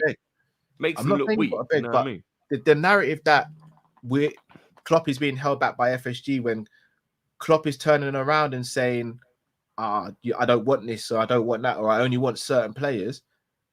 If he's saying to FSG, the only centre midfielder I want is Bellingham, but we know we can't get Bellingham this year, what are FSG meant to do? And again, I'm not even an FSG guy like that, but it's just that's common sense. If I say to you, Drift, I want to buy your hat, and you say, Cal, it's not for sale at any price, what am I meant to do? I'll go and buy another hat. No, you're saying that, but if you're saying you don't want to sell, I can't change your mind. No, I get that, but there's no way that Klopp is so stubborn that there's one player and one player only. Like literally, hold on, wait, one Drift. player only. One of Klopp's biggest things is his stubbornness. Yeah, but not when it comes to transfers. Yes, I just think they don't give him the money that he Konate, wants bro. for He the didn't player. want anyone else apart from Konate. We've got Konate, Virgil van Dijk. So you Anderson. believe that? So you believe in January he didn't want a better player than Kabak? No, of course he did, but he also. But they told him he can't if he wants the player he wants. That summer, so they got in his way, bro. This is I agree. That January, you know my thoughts. I'm not backing FSG on anything there, but at the same time, if Klopp turns around and says, "I want Konate," but Leipzig is saying we ain't selling him in January, then obviously he's going to potentially go to a stopgap because we were in an emergency situation. So you think if he's saying right now, I only want Bellingham, and everyone's going, Klopp, what about this player? And he's like, no, just Bellingham. What else can we do, bro? I mean, if that's the case, then fair enough. But I 100% disbelieve that Klopp is that stubborn to the point where he would literally not take any other player other than Bellingham at the risk of what it could do to the squad for the year. He's not an idiot. But we've seen him do it. No, we've seen FSG make him do it. How do we know FSG made him do it? Because there was nobody who came into the club at a time when it was clearly obvious we needed it. Clearly obvious. We needed a left back. We needed a right winger. Like, we needed loads of positions that we still haven't filled or we've only just filled. Klopp's not an idiot. There's no way he didn't want those players. All right, so let me ask you a question. Let the squad be at risk. If Kyle Gordon gets a good amount of minutes when he's fit, what do we say then? I'll say he's been forced to do it because they won't give him enough money to go and buy the right winger he wants. But he's come out several times and says he doesn't want to block players' progression and all that. We'll agree to disagree. But when do we start taking what he's saying as fact?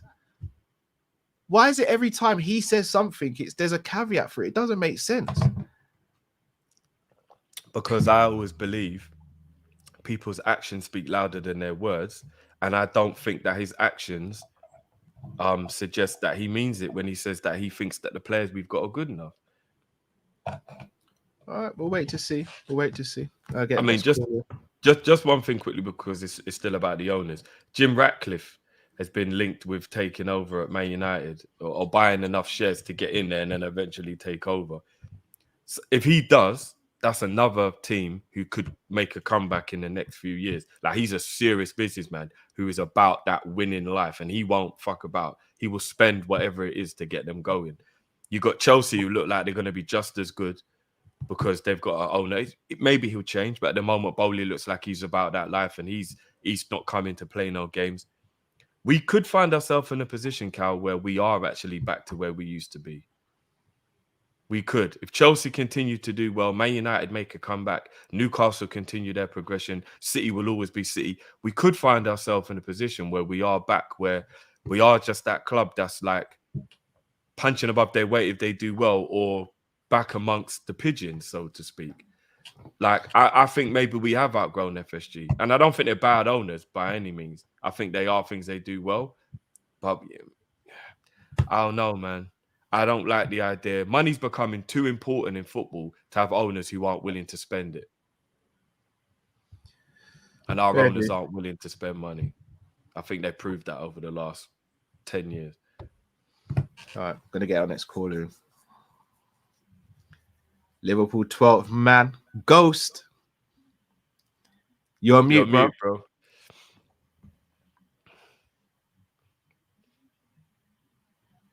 Still can't hear you, brother. Cool. Yeah. We'll bring in the next guy and bring you back in. Yeah. No problem. Jamal, can you hear us, bro? Yeah, I can hear you guys. Can you hear me? Yeah, we hear you, Yeah, brother. what's Welcome to going the on, show. bro? Are you guys good, yeah? Not Yeah, too man. bad, How you brother, doing, not bro? too bad. Yeah, man. I'm just depressed right now, man. I just want this transfer window to close because it's like everybody's getting something. I see Casemiro to Man U. It look like Chelsea gonna get Aubameyang, and we're just vibes in. We're literally just vibes in. We're the guy who is in a party and everyone leaves with someone, and we're just at the bar just chilling, just going home by ourselves.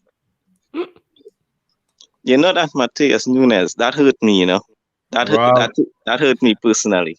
Yeah. I really thought we was gonna hijack it. When I see him in the Wolves kit, I was like, oh, this is real. And bro, I'm not saying anything, but I'm watching Wolves midfield. Moutinho, I know he's old. Neves and Nunes. The Wolves have a better midfield than us. Not if everybody's fit, but that is a good midfield, though. That is a good midfield. No, it's not. But yeah, I just my questions is do you guys remember Oscar from Chelsea? Yeah. I want to know if you guys respect the decision he made, because I think he was 23 when he went China and he was on 150k at Chelsea.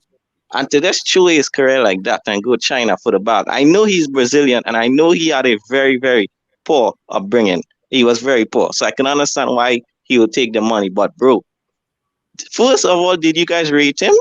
And do you feel it was right for him to take that move?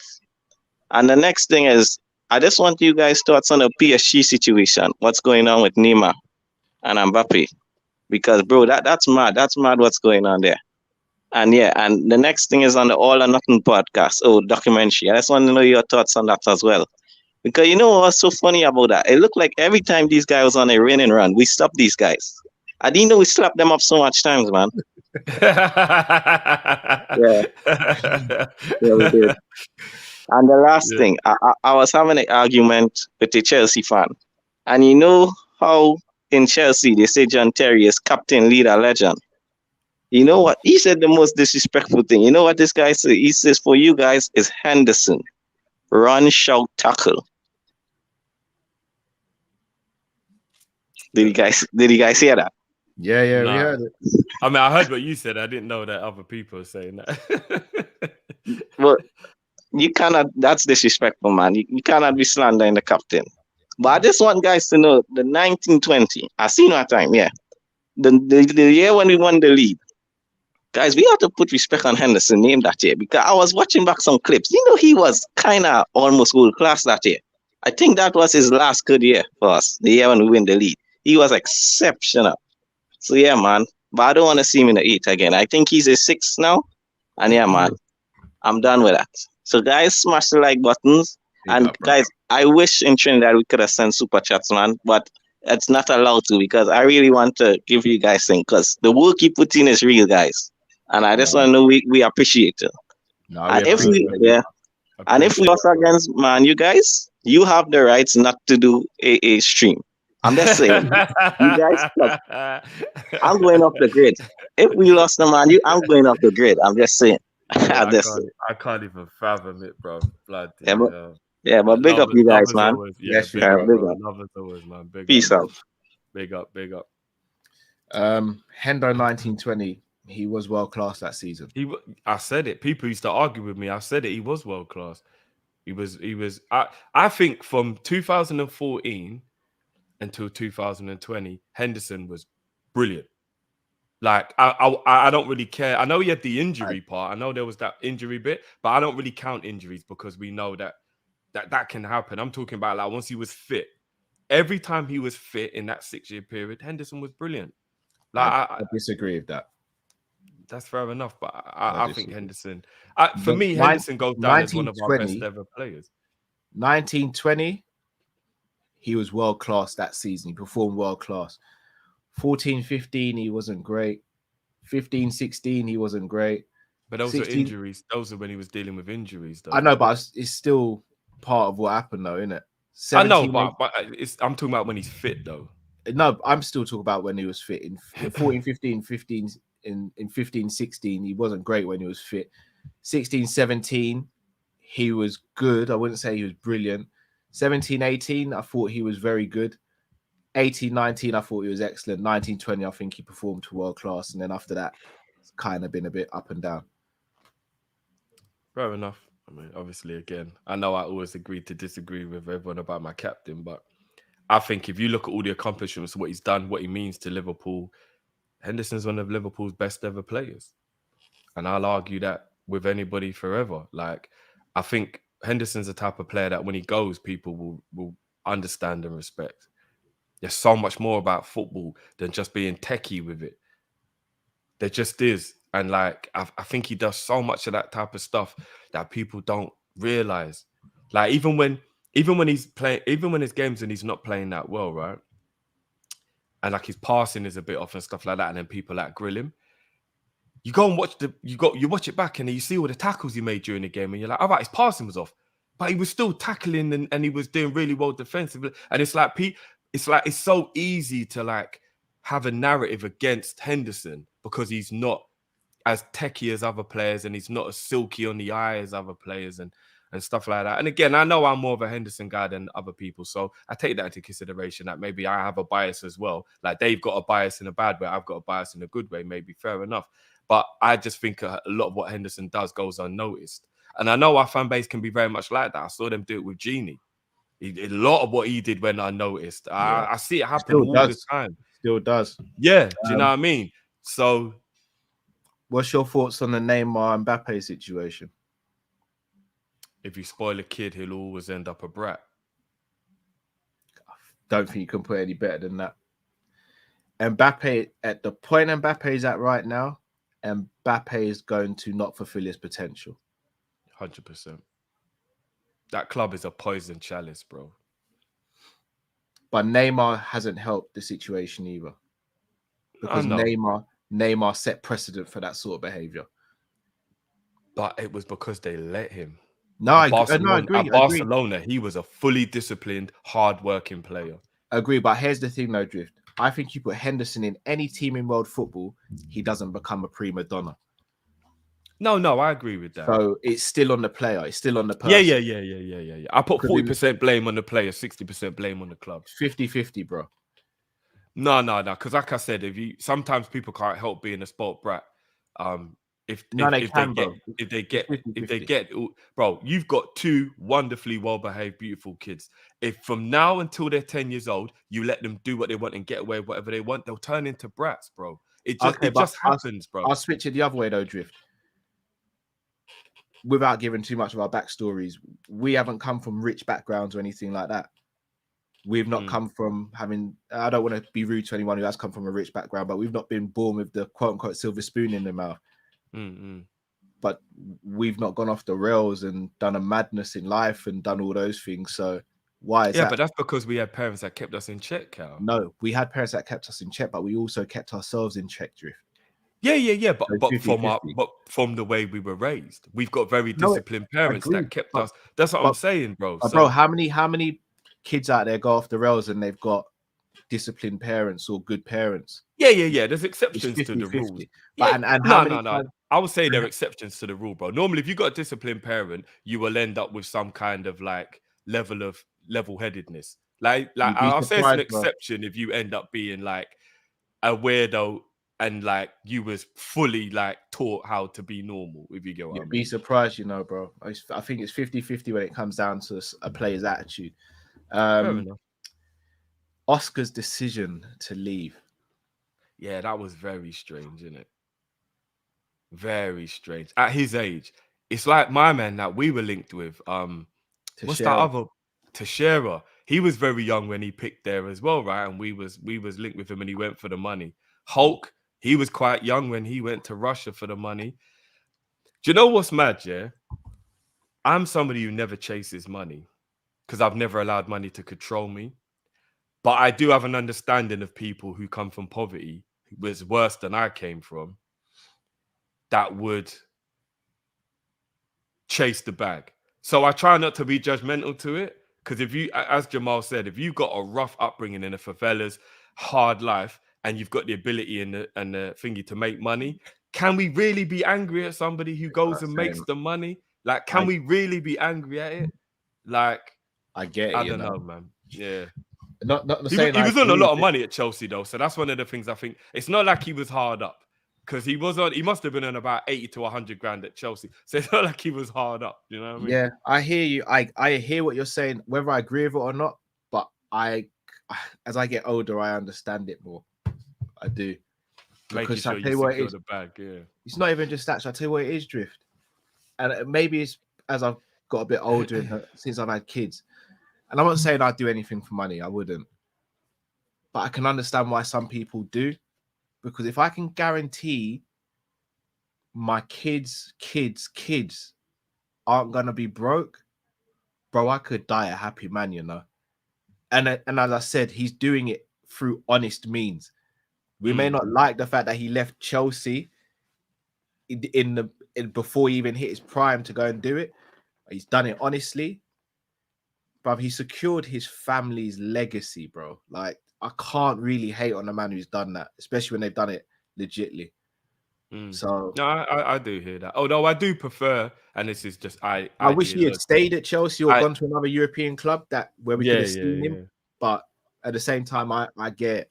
Idealistically, though, you would think that you should bet on yourself and get to an age where it's okay to do it, like Tevez did, where Tevez had an entire brilliant career at the highest level. And then I think he was 31 when he went to China and started to make that money. He made a name for himself before he did that. Do you know what I mean? Check it, Drift. Imagine he stayed at Chelsea, said no, and then the next season he broke his leg and he finished his career. What would we be saying? Yeah. I know. So it's a catch. Although, you know what's mad though, is that a lot of people do say that. And what you said is so true and it really could happen. But there are so few players who actually do get career-ending injuries. Yeah, you're right. We are talking about the anomaly when we do. Yeah. You know what I mean? True, like, true. Do you know what I'm saying? So, like, especially nowadays. I mean, Chelsea could have probably thrown the bag at him as well. To be fair, he could have probably got Chelsea to just double his wage. Not the money he was getting over there. Yeah, I heard he was on 600 grand a week. Yeah. I heard Tevez was on. I don't even know if tax was really involved in the thing either. I know. We're talking dumb money. Yeah. Do you know what, though, bro? At least do it for 2 years and come back then. Like, do it for 2 years, get the P's, and then come back. He hasn't come back, bro. All right, but here's the thing, though, dude.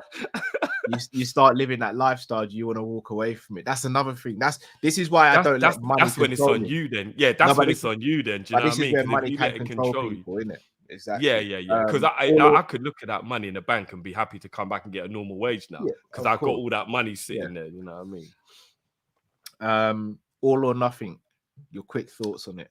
I've only seen the first episode.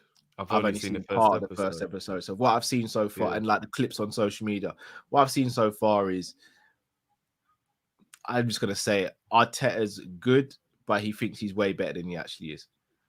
Yeah, and he's basically doing what Mourinho did in the Tottenham one, where it's all about him. Like, it's not even really about the team; it's about the manager. Like the whole first episode is all I can go off. It might change, but it's all about Arteta. The whole thing's just all about the manager. So I think he's got a very big ego, Arteta, like a massive ego. Yeah. All right, let's get our next caller in.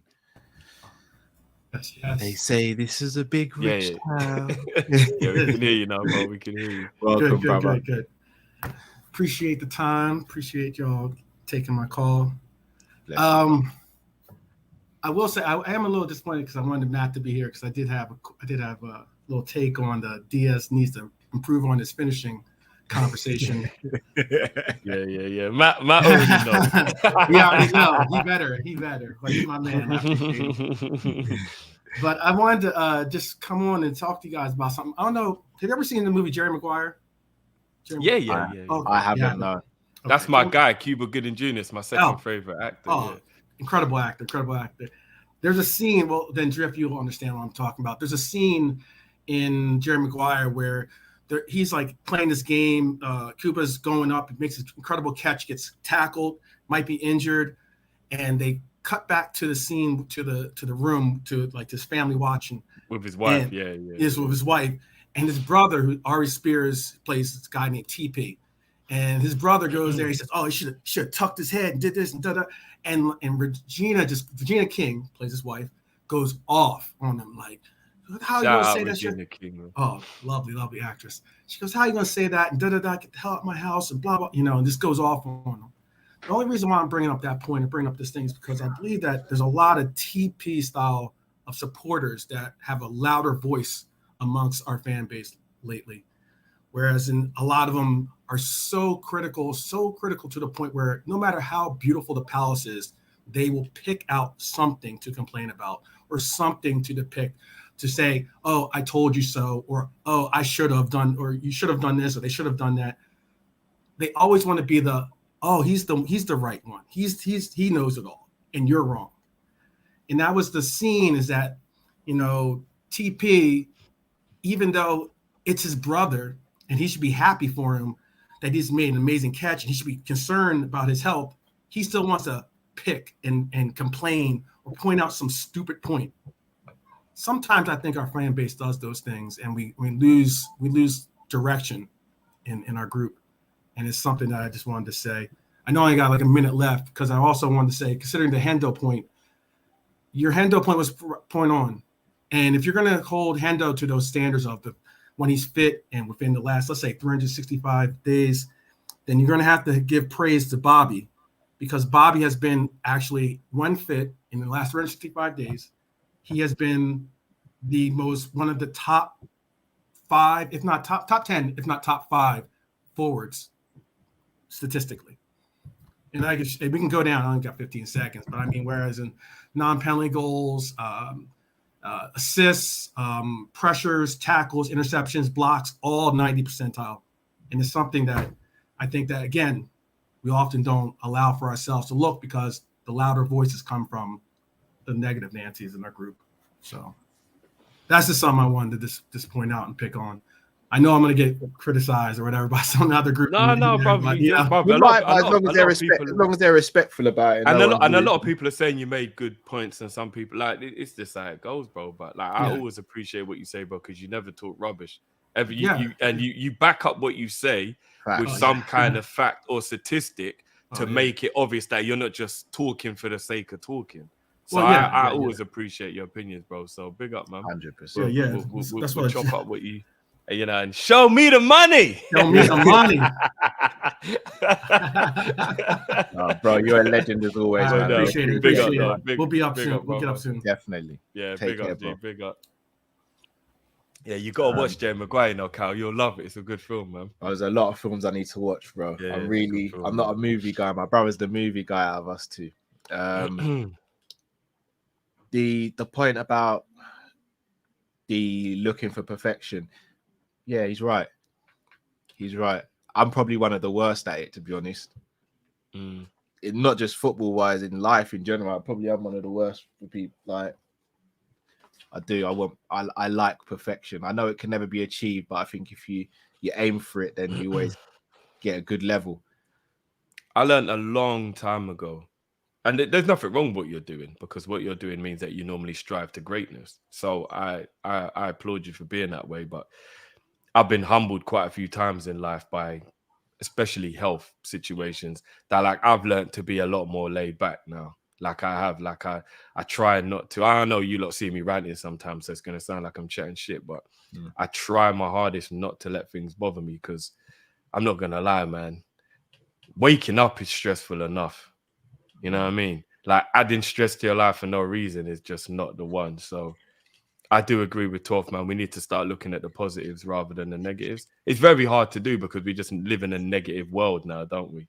Like that's sometimes my mum will say to me, like, why didn't you watch the news, son? And be like, because mum, all it is just negative. Yeah, I was gonna. Like, That's what it's just gonna gonna say. bring me down. Do you know what I mean? Like, I don't want to watch all that. Why aren't they talking about the person who did that amazing thing for the cancer charity? Or like, why is it always just the world's just going to shit? Like, I don't need that negativity in my life, man. Yeah, that's what I was just gonna say to you. I don't think the world is negative. I just think negative's easier to find. I'll be honest, it's like even on social media, like there's certain things I just mute and block on social media because I just don't want to be surrounded by that negativity. If you're around negativity, then it starts to seep into you and you become more negative. And I don't want that. It's why my timeline is flooded with animal stuff, bro, because they're the only people who just get on with life for the right reason. I know that sounds so dumb, but I mean, wildlife, they just get on with life for the no, but they're just doing what hyenas do, Cal. Yeah, and they're always the same. You know what you're gonna get. Yeah, I know, but they cause carnage. You know, and remember, every now and again, a lion comes along and rips one of their heads off. Badgers at the moment. They keep on digging out my garden, man. There you go. But every now and again, a lion comes along and rips off a hyena's head and shows him you shouldn't have been being a, you know what I mean? And it is what it is. Universe correction. Very true. Let's get the next caller on. Curtis. Hey, what's good? Can you guys hear me? Yeah, we hear you, brother. How you doing? What's going on? Happy Friday. I mean, well, I'm stuck at work right now, but you know, I had to put the Skype on do not disturb. Anyway, so I got a couple things to kind of like run through. Number one, touch on Naby. Number two, I'll probably touch on Liverpool's strategy and kind of how that plays into like the midfield situation. And then lastly, kind of like a theory that I have, right? So with regards to Naby, honestly, I think we're just going to have to let him go on a free. He's got 12 months on his contract left. What club is honestly going to come in and like pay like a decent value for him right now? I think if anything, there's talk of RB Leipzig, coming back in for him. I think they were probably just like, wait until like, the end of the season to make a move on that. So it's a bit unfortunate, but I think we would actually even better off keeping Naby, to be honest, because I think he actually plays like a rotational role, hence why he's frustrated.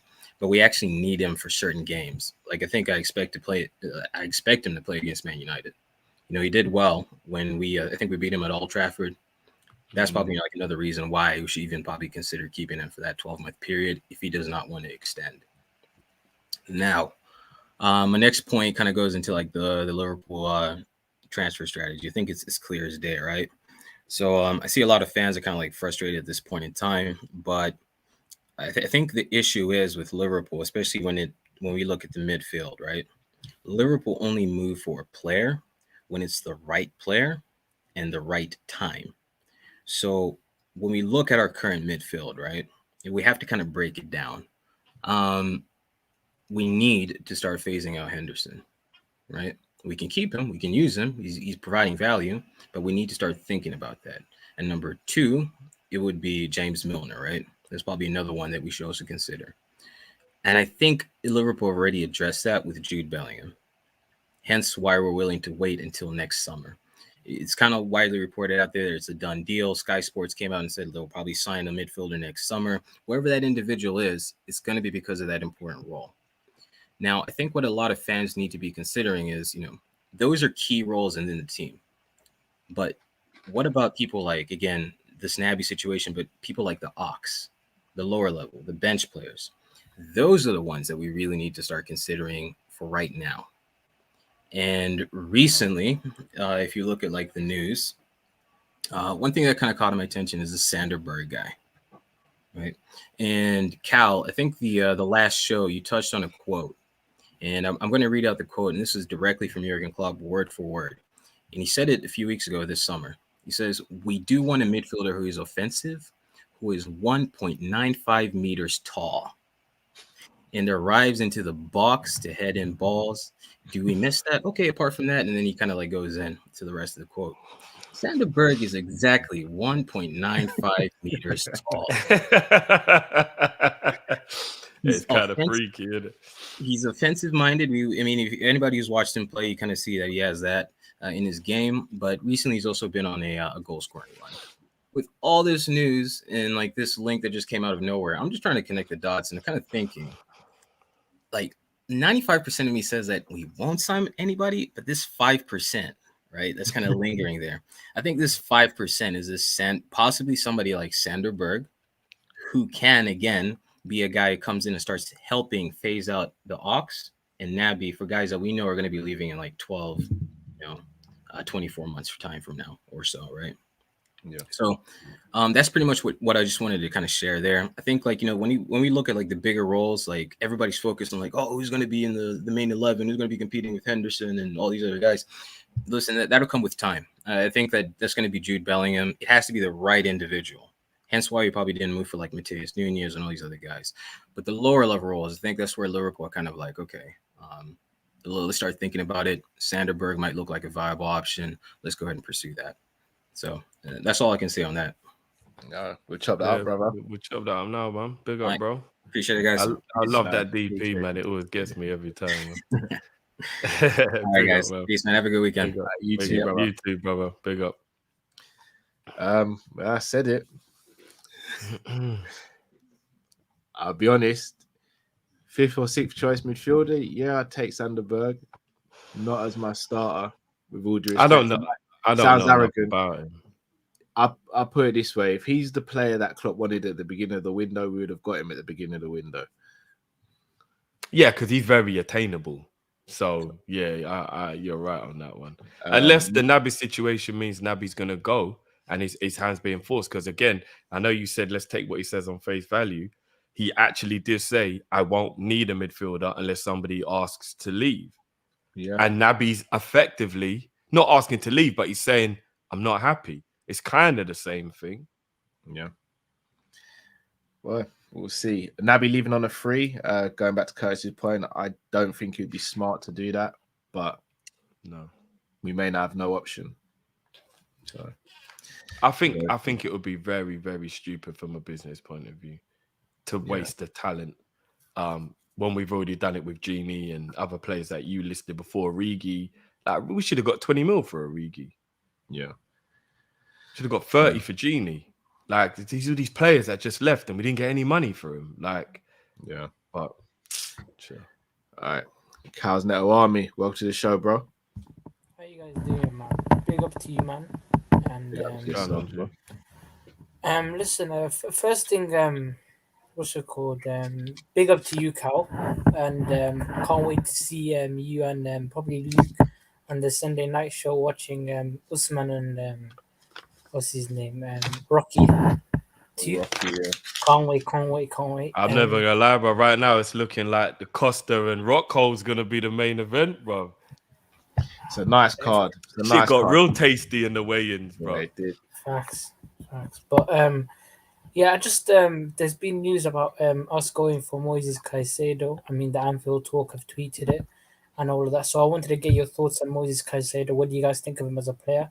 Do you want him? What do you guys think of him? Yeah, man, just get him. That's all I care about. And second question is, what are your thoughts on Pep Linders? Because for me, I'm gonna be raw. This guy, he is his only way of attacking crossing the ball. Where's the attacking patterns? Where's the midfield passing? Like, for me, there's too many things on Pep Linders that absolutely go over my head, but I'll just keep it to myself. But yeah, I'm just gonna make a few comments. Henderson, listen, with all due respect to Jordan Henderson, because you need to give some respect to him, he isn't the guy anymore. I'm not trying to be disrespectful. He just isn't that guy anymore.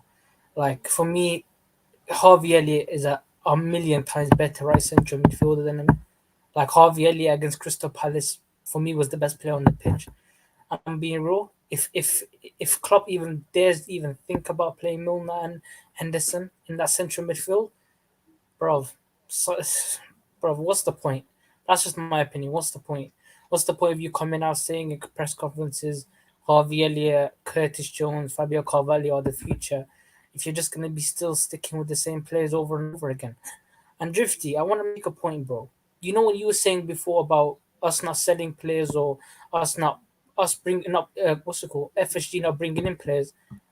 You could say the same thing with Klopp keeping players, because look at the players that he's keeping past their sell by date. Now, with all due respect, you talk about James Milner, and I understand why you back him, but is James Milner good enough in his own right to be a Liverpool player? He isn't. You only use that as an excuse because Naby Keita's here and Curtis Jones is here. They're not good enough as well, Drifty. 100%, bro. I back you on that. They are not good enough to be Liverpool players. But don't use that as an excuse to keep James Milner at the football club, because he in his own right is not a Liverpool worthy player. He isn't. They're not. The only midfielders at Liverpool that are worthy midfielders are Fabinho, Thiago, and Elliott. No other midfielder in their own right on ability should be at Liverpool Football Club. But listen, the time is finished. Big up to all of you, man. And yeah, the last question I was going to ask is, if we don't get a central midfielder this season, how many central midfielders do we have to get based on the fact that James Milner is going to leave on a free, Oxlade-Chamberlain is going to leave on a free, Naby Keita still hasn't signed a new contract, Curtis Jones isn't good enough. We can all agree on that. And the funniest thing is, people never talk about this. Thiago's contract expires in 2024, lads. 2024. So when he leaves, when this season finishes, he has a year left. What do? Do we give him a new contract? Because I'm being real, I wouldn't give Thiago a new contract. The guy is made out of Weetabix. You can't give a player a contract that's, bro. Nah, man, no. But big up to you guys. We'll chop that up. We'll chop the big up to yourself, bro. Big up to all you, man. Big up to all the people in the chat today. We're blessed, man. We're blessed today. The chat, we're blessed. Yeah, man. And bro, never be afraid to give your opinion as long as it's not disrespectful. Because you're allowed it. You're allowed it, bro. You're allowed your opinion. Do you know what I'm saying, bro? So it's not. Don't feel like you're not. I'm not saying people should agree with it, but you're still allowed to have your opinion. Do you know what I'm saying? Trust me, Drifty. I love the chat, man. Tomorrow morning or tomorrow afternoon, when I look at people just getting rattled, bro, I love it, man. But you know what? Today I never rattled anybody, so big up all the chat. I can't wait to see your comments tomorrow. No, big up, though, bro. Big up, man. Big up, man. Big up, big bro. up, big up. Saicedo, you taking him, Drift? Oh yeah, ain't it ironic? I mean, I don't think we'll get him. I don't even believe the rumors. But do you remember when we was talking the other day on the phone? I was like, Cal, he's gonna be the new Basuma. Watch, within 12 months, everybody's gonna. Bruv, it's happened before the window's even shut. Bro. Yeah. He played 2 games and everyone's all, oh shit, this guy's amazing. Yeah. Brighton should let go of him, in my opinion, because I think they'll be really affected by it especially when they lost Basuma already. And that's why I don't think they will. Or if they do, we're gonna have to pay stupid money. But again, Brighton are the type of team that can't say no to money, though. So I think 50, 60 mil maybe they'd have to accept, because it's a lot of money for a club like Brighton. After they've just sold Cucurella, I don't think they need. That's true. That's true. Basuma, but they didn't get enough money for Basuma, though. So they might look at it like this could be a way of like evening it out a bit. Because Basuma should have gone for 50 mil, really, when you think about it. Yeah. But he only went for 25 because he had a year left. So maybe they might. And they seem to have some connect, Cal. They just know where to go and get these bad boys from. I don't know what's going on, but they just know where to go and get these bad boys. Potter, bro. Got a shout to Graham Potter. Bro. But no, I would take him. 100%. I think everyone knows our thoughts on Pep Lijnders. Good assistant manager, but I think there's a lot of hype around him as well that I need to see justified. Yeah. He's not as good as Buvac. I think that's the thing everybody can admit. Remember a year ago I said it and I got absolutely slated for it. But here's the mad thing. His personality is way more suited to Liverpool, which is why sometimes things happen. All right, so again, caveat on that, we don't know, because Buvac wasn't really out there talking just for talking's sake. I know, but anytime you saw him, he looked like he was a moody type of guy. No, you can't say that, Drew. He's in a game environment, bro. No, but even when they showed him in training, like he always looked like he was moody, bro. Always. Bro, that could just be his face, bro.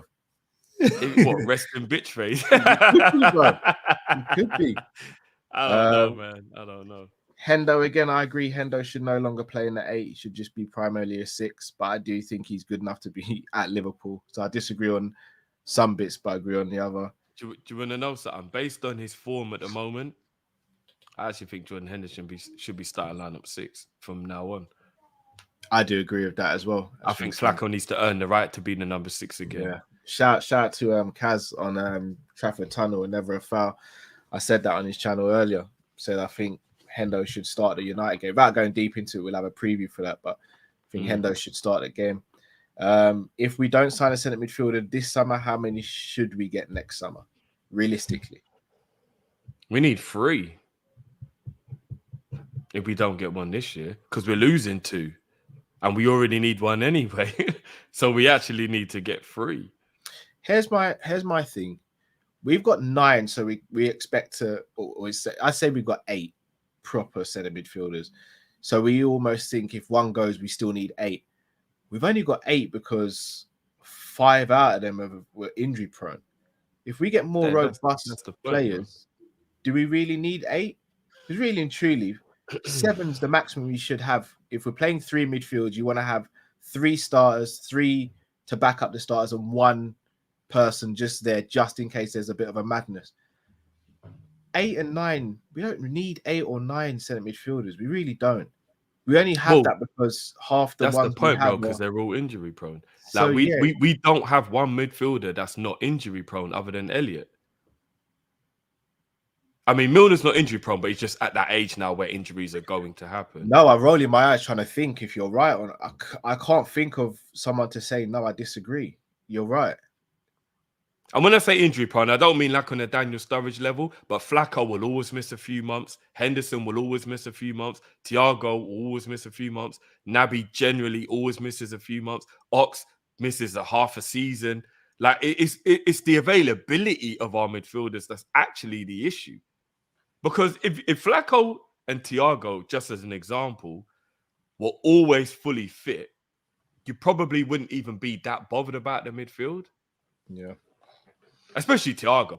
If we could wave a Suarez level of fitness wonder over Thiago, and Thiago was just always fit and reliable, we probably wouldn't even be that bothered about so many issues. Do you know what I mean? And just to caveat, just quickly before we move on, I do get where people are coming from saying, right, you're looking at certain players and like, bloody hell, no, surely that can't be the midfield.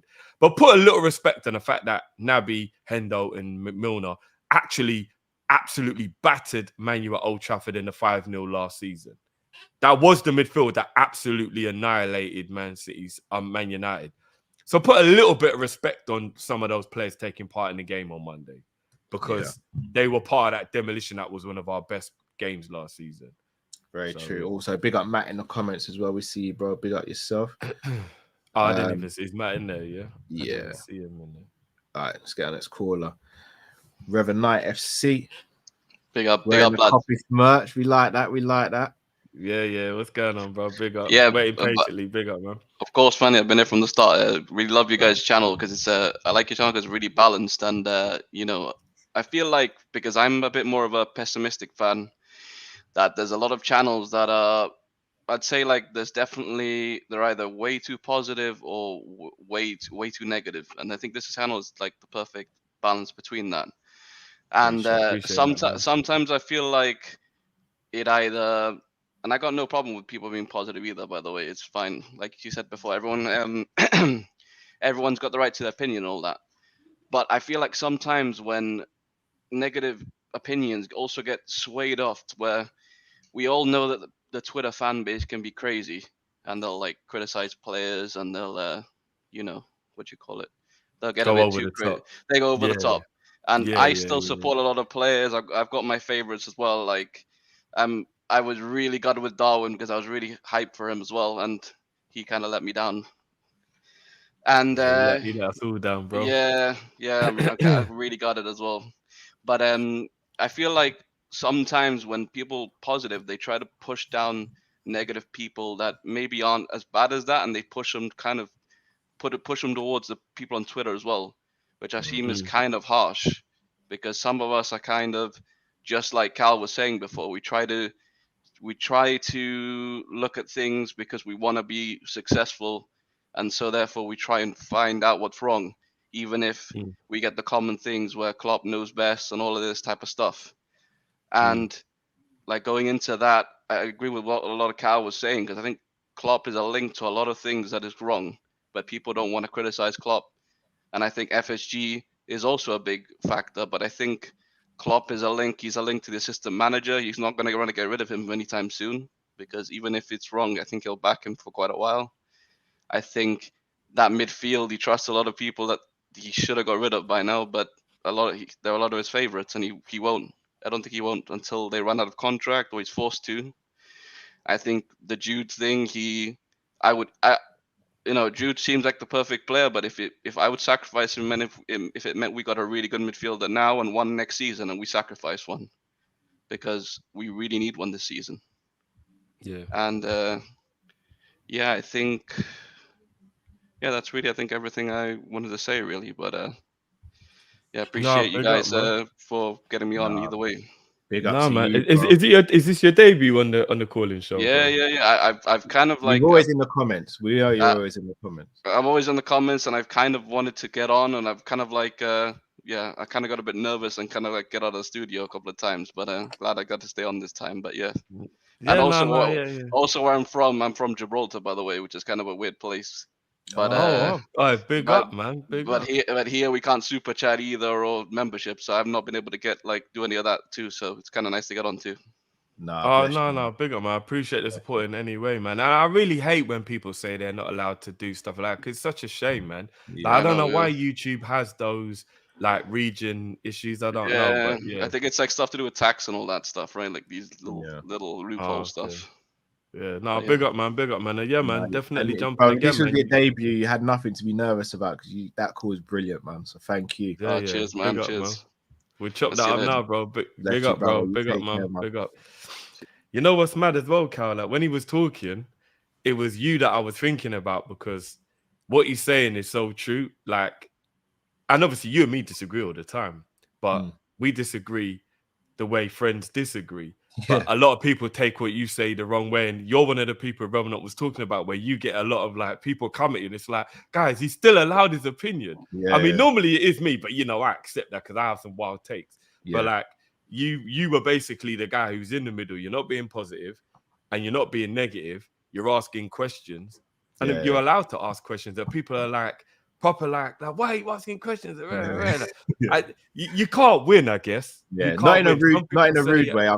Because of that, I kind of, not in a rude way, but I kind of stopped reading the comments now, because I found myself getting into little debates online with people, and I'm like, shouldn't really be getting into debates about stuff like this when I know my intentions. Not in an arrogant way, but when someone turns around and says, it's so obvious Cal's Klopp out, with all due respect, I'm not going to debate with someone that stuff, because I think I've proven through my actions and my words that I'm as far from Klopp out as you can get. But I get the same thing. Oh, yeah, he hates Salah. All right. Drifty hates Salah. Of course he does. That's why, You know again, what I mean? respect, like to the people who do comment the nice stuff and all that, love you for it. But I tend not to jump in the comments anymore, because I don't want to argue with people that are looking for an argument. A debate, I think, is so healthy. I think debates make the world go round. And the reason I say that is because the amount of times I've been on this show and I've had a thought in my mind, and either you or Matt or one of the callers or one of the comments say something, and it makes you go, I need to rethink my thoughts on that, and I need to change my opinion, because with that, what was just said, I think it's so healthy. But people who just look to argue and build up narratives for themselves, I can't be asked, man. Like, life's too short to be getting into it for stuff like that. But I'm not gonna lie, everything Reverend Knight said, kind of agree with. I do kind of agree. I think we hold people to a high standard. Maybe you do it subconsciously with Klopp. Maybe I do it subconsciously with Salah, where you don't even realize, but you rate the player so highly, you rate the person so highly, you might be a little bit more harsh because you normally expect more of them. And you kind of give a blight to somebody you don't have an expectation on.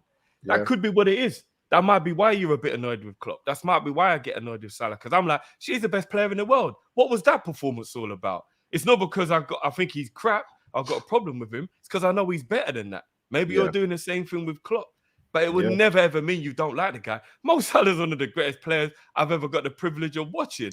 What the like? Do you know what I'm saying? Like, I've never seen anything so stupid in my life for someone telling me I hate Salah. I adore the man. Yeah, but I got a high standard for him.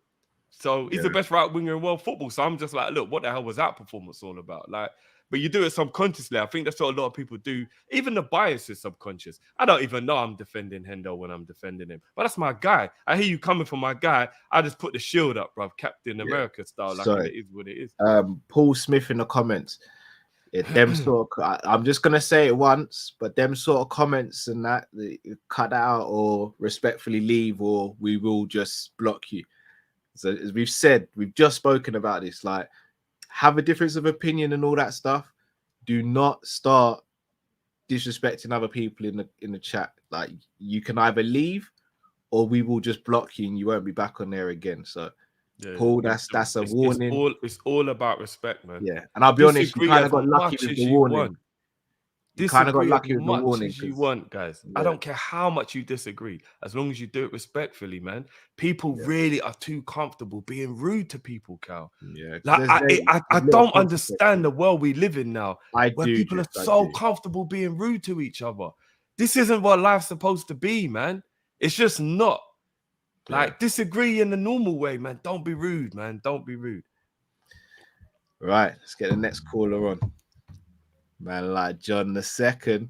Hold on, before I start your time, I got a little bone to pick with you. I've not seen any new music for a little while still. I've been working. Right, cool. I saw you was in the whip earlier. I thought mine was gonna get a freestyle. You know what? I was coming home from the gym. Innit? So I was thinking, let me just wait in the car because I was thinking, I might get on. No, John. You know what's hilarious? Yeah, every time someone says something that you don't agree with, I can see you in the background.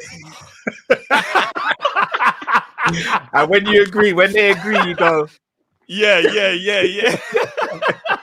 Yo, I can't lie. I don't think you be seeing that, you know. Because I think we see everything, bro. We can see it. I'm not gonna lie, bro. You see, when we do these shows, we've seen a lot of madness that happens when you guys just before you come on the stream and all that. We see a lot still. We see a lot from different people.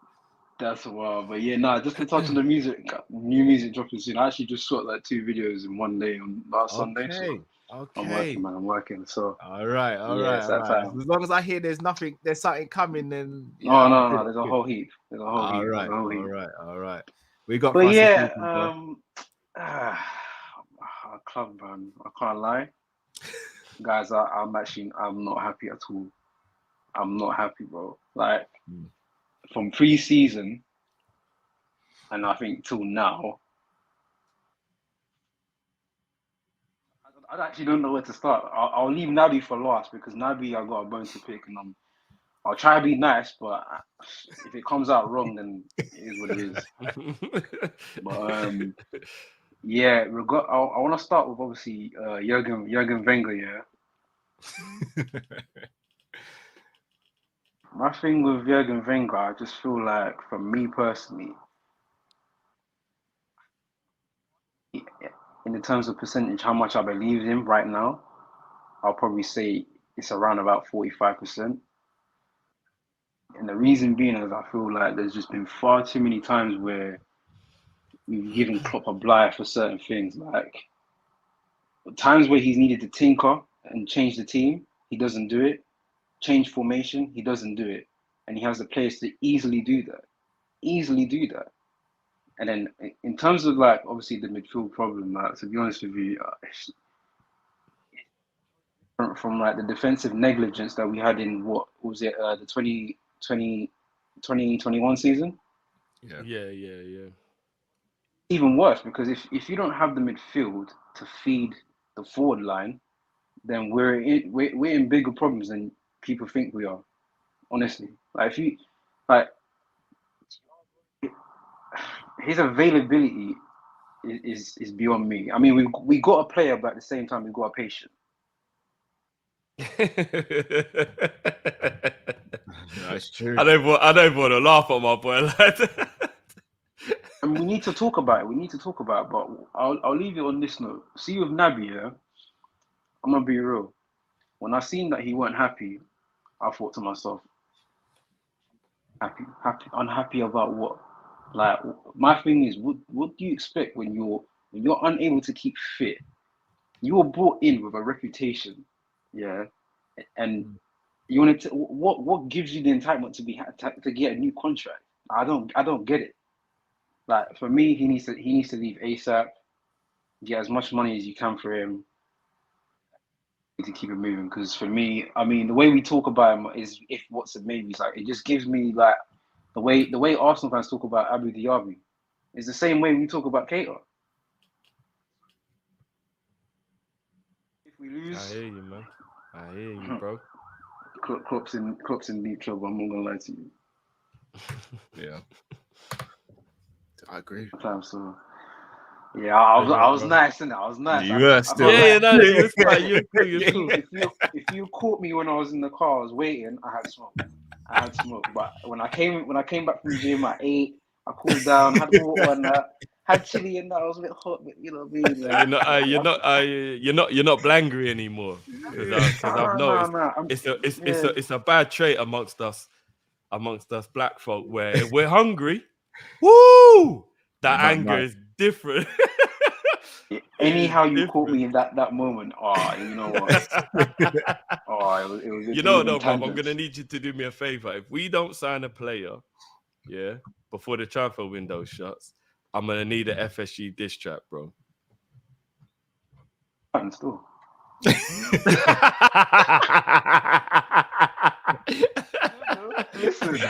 Listen.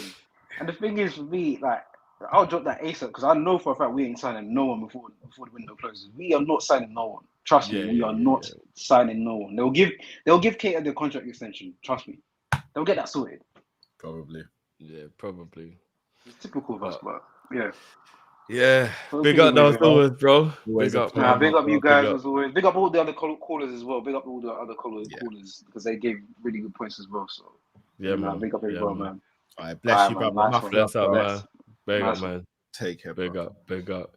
Bro, can I just say something quickly on Thiago's injuries? Because obviously John was talking about it. And I remember a lot of people agreed with me, but some people didn't when I was saying that. I do kind of think you got to maybe look more at how Klopp is overusing him because he's not the type of player that we're trying to make him. Don't get me wrong. I know in the earlier parts of his career, he had a lot of injury issues. But from 17-18 onwards, bro, yeah, in the 17-18 season, he missed 6 days through injury, yeah? And 2 of those days was just getting rest for muscle fatigue. In the 18-19 season, he only missed 34 days. 34 days in a whole season, which isn't too much. How many games, though? How many games? 6 games across the 38 days, which isn't a lot. If you miss 6 games in a season, that's no, you're right. You're right. 19-20 season, which will be what the season just before we bought him, right? The season they won the Champions League. In that season, he missed 50 days, but it only ended up being 9 games. So I don't know if that was maybe across the whenever it was, but he missed 9 games across 50 days. 50 days sounds quite a lot. 9 games across a whole season's not the worst, though. Bro, since we've signed him, he's missed 100 days the first season, but we know we got assaulted. That was Charleston. Yeah, he got assaulted that one. In the 21-22 season, which was obviously his second season at Liverpool, he's missed over 100 days again. One of those was an impact injury, though, right? In the Crystal Palace game at Anfield. That was the C virus, hip injury, thigh problem, calf injury.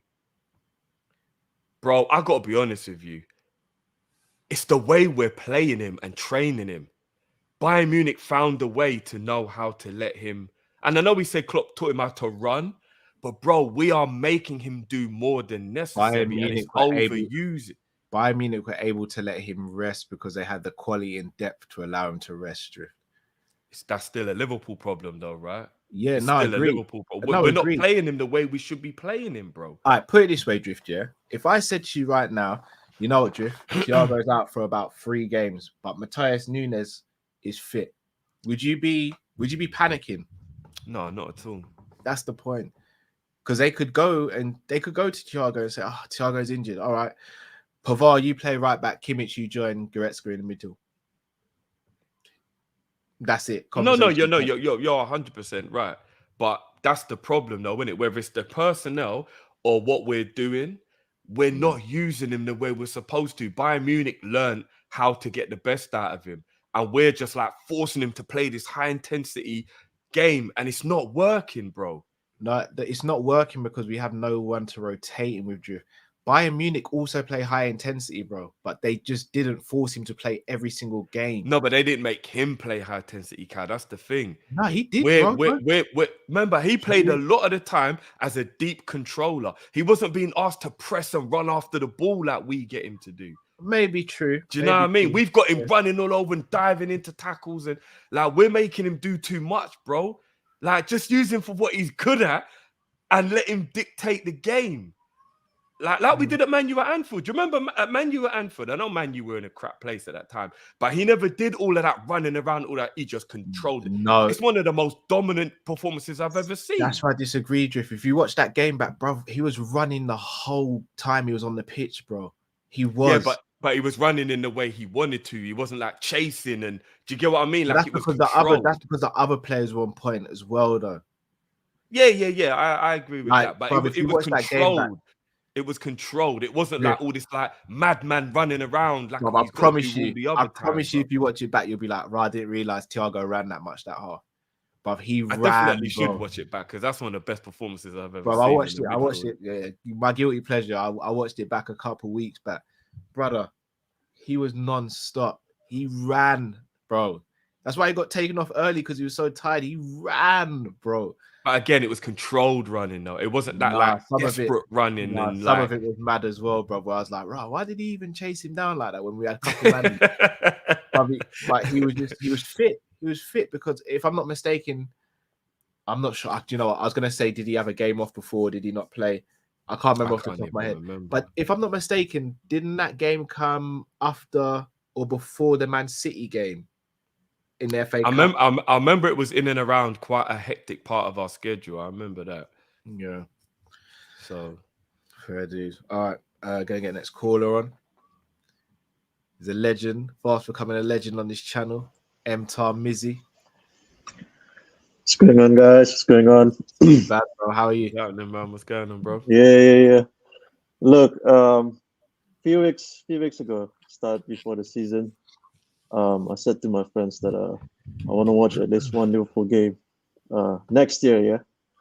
And relating, I just want to add this context to the Monday show after the game, and what I see on the Super Chats contribution, shout out to them, is that next year, and laughed out loud after the Palace game on Monday. I did buy a ticket, and this is the ticket that I bought. So Russell Peters next year. Russell Peters next year. That's what I'm gonna go for. When I love Russell Peters. Russell Peters, yeah, Russell is a guy, man. So definitely next year I'm gonna have some laughs. What's happening next year? And I mean the Liverpool game, whether it's a joke or not, what's going on with the whether there's gonna be another headbutt or not, I don't know. But yeah, I just digress, man.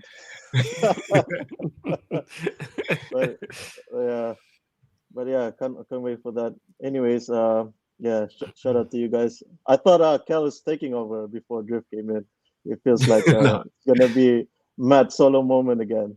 I had to get something to eat. I actually felt faint. You know when you feel like you're gonna pass out because you haven't eaten. So I was like, while Cal was holding down, I thought I had to try and get some food in my stomach, man. Yeah, avoid that blankery that you mentioned. Yeah. Yeah, and I'm wearing this sunglass. I don't know if you've seen Batman, but I'm wearing this sunglass because if we don't get any less than 3 points next Monday, I feel like I'm gonna build a bat cave and hide in the cave like Bruce Wayne. Yeah. But if we don't beat Man United, oh my god. Won't be pretty. Trust. Won't be pretty. Yeah. Quick fire questions. Go for it, brother. Would you rather Jackie Chan or Jet Li? That's first one. Okay. Dave Chappelle or Kevin Hart. Then football is 5-a-side or 7-a-side. And classic winning 11 or classic football manager. Yeah. Those are my quick fire. Or is it classic But, winning 11 or football manager? Classic, yeah, Ooh, classic that's football. a Yeah. hard one. But Roberto Baggio with a ponytail. Oh, that's a hard one. yeah, man, the OGs That's a can be the tough classic. one. Yeah, the Can beat OGs them. know. Yeah, Yeah, no, big, undefeated. yeah, Yeah, but big no, up, big up, lads. I Yeah, bless you, brother. Big Well up, done. bro. take Big up, care, bro. take care. Bless, You man. too, See you bro. next week, bro. Take Big care. up. Yes, yeah. Jackie Chan or Jet Li drift? Oh, Jackie Chan all day. That's my guy. I think it depends on the type of movie, you know. If it's something gritty, it's got to be Jet Li still. I like Jet Li. Jet Li don't pet about, man. He'll batter you if he needs to. Whereas Jackie, he's a G. He's way more versatile than Jet Li. Jackie Chan is a unbelievable level legend. Like, But he's so underrated. oh my god, bro, Jackie Chan, that's my guy, bro. Like, and I'm talking about like, because shout out to my boy, like he knows who he is. I won't put him on blast. He had every kung fu VHS when we were younger. And like, I'm talking before Hollywood Jackie Chan, you know. Yeah. Jackie Chan was the man, bro. Drunken Master, are you bruv. mad? I drunk. I know, Cal. Don't do it to me, bro. Remember that? Bro. Don't even do it, bro. You Don't remember even do Jackie, it, bro. bro. Aye, Jackie Real Chan legend. is my guy. He is levels of legend. Like, I love Jackie Chan. He's someone I'd actually love to meet. Actually, I'd love to meet 100%, Jackie Chan. 100%. Love to meet. So Jet Li's good, but yeah, Jackie Chan all day, bro. Kevin Hart or Dave Chappelle? Oh, Chappelle. Yeah, 100%. And I love Kevin Hart, but Chappelle's I a like guy. I like Kevin Hart when he was the underground Kevin Hart. I think the commercial Kevin Hart is just doing a little bit too much. And I get it, you got to make your paper, strike while the iron's hot. But like, I'm talking like grown little man Kevin Hart, like that. You know already, Cal. Like that was a different level Kevin Hart. Do you know what I'm saying? Like it's But I get it. You got to make your paper, and I'm not mad at it. He's worth more money than most now, so big up to Kevin. I love Kevin, but like Dave Chappelle, I go back and forth who's better at Dave Chappelle and Chris Rock because I think they're the two legends of the comedy game. I don't think it's close. Oh, you think Chappelle? You think Chappelle beats Rock? Clear. Chappelle's clear. Rock's my guy, you know, bro. I'm not even gonna lie. Rock is my guy, but we're talking levels of legend. That's like minuscule. Like I'll be honest, I'm not. I don't. I think Chris Rock's good. I don't think he's as great as some people make out. In my humble opinion, I do. I reckon I could name 5 or 6 stand-up comics better than Chris Rock. Oh no way. No. Do you want me to do it? No, we'll be here. No. It'll set off a whole nother level of yeah. Let's not do that. You've got him as your number 1 of all time. No, man. 1 or 2. Obviously, it's personal. Comedy is very personal. Yeah. Very personal. Very personal. I think Eddie is probably my number 1, but Chris will be my number 2. Richard Pryor.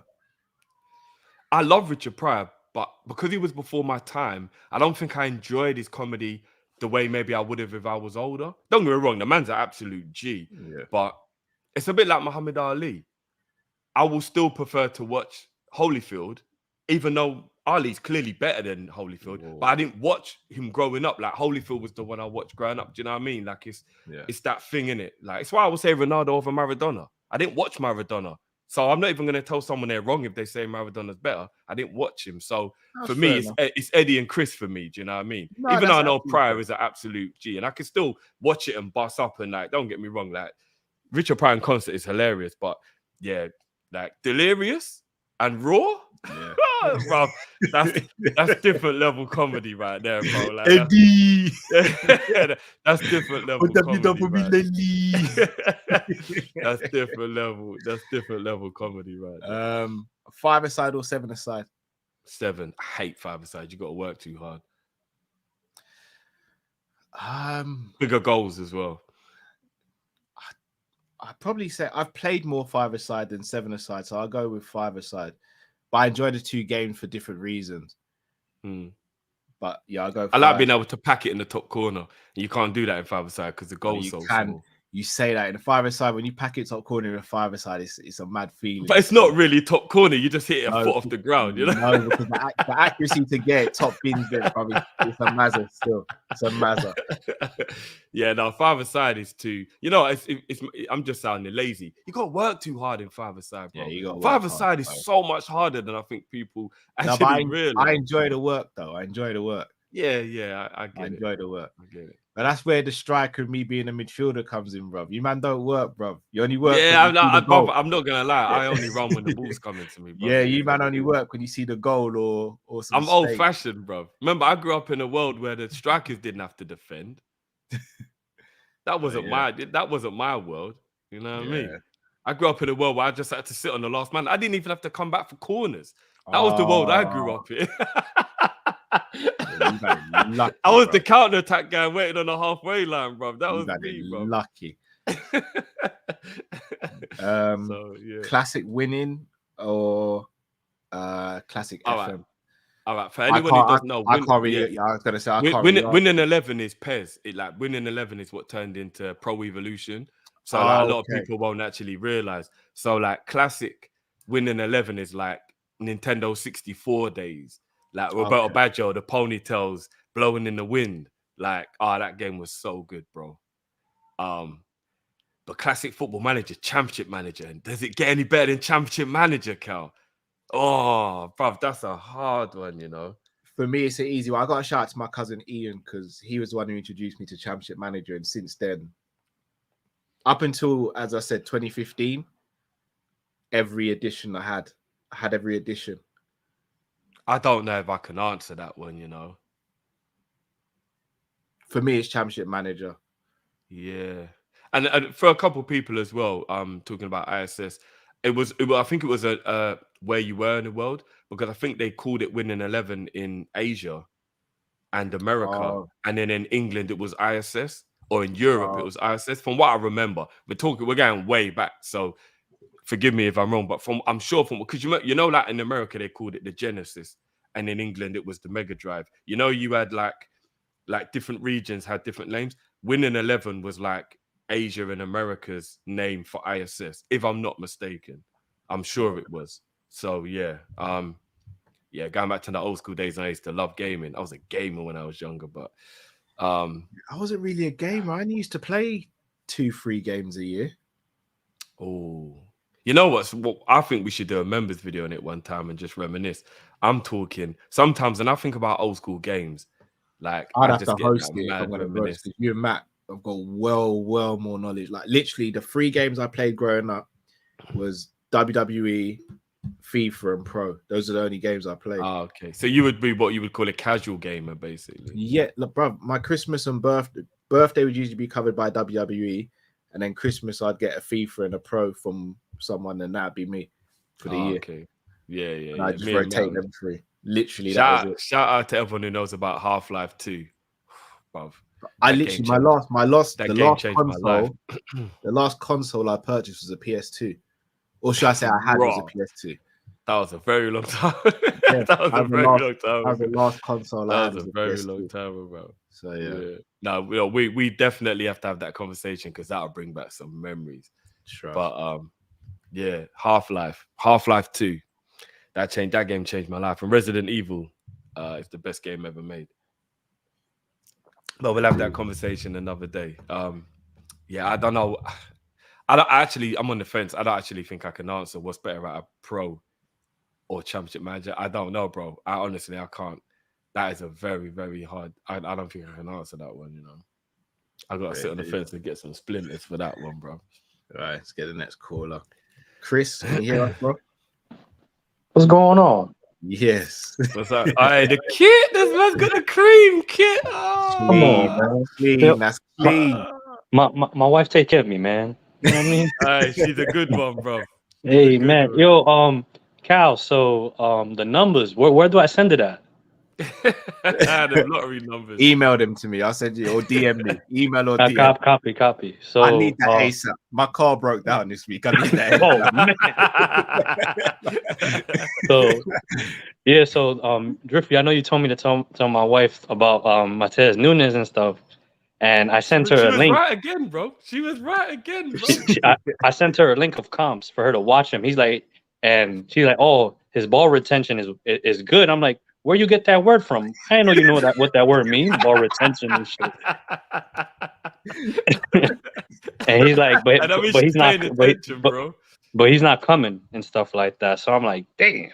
And then come to find out, he's not coming and stuff. She's So right again, bro. She's right again. and then Ask her if we're wasting our time with this season. At this point, we might as well just get. We might as well just get to find out from now. no, but so I know last week we started talking about Caicedo and stuff, and I know Drifty said he's gonna be like the next Basuma and stuff. Bro, them links today.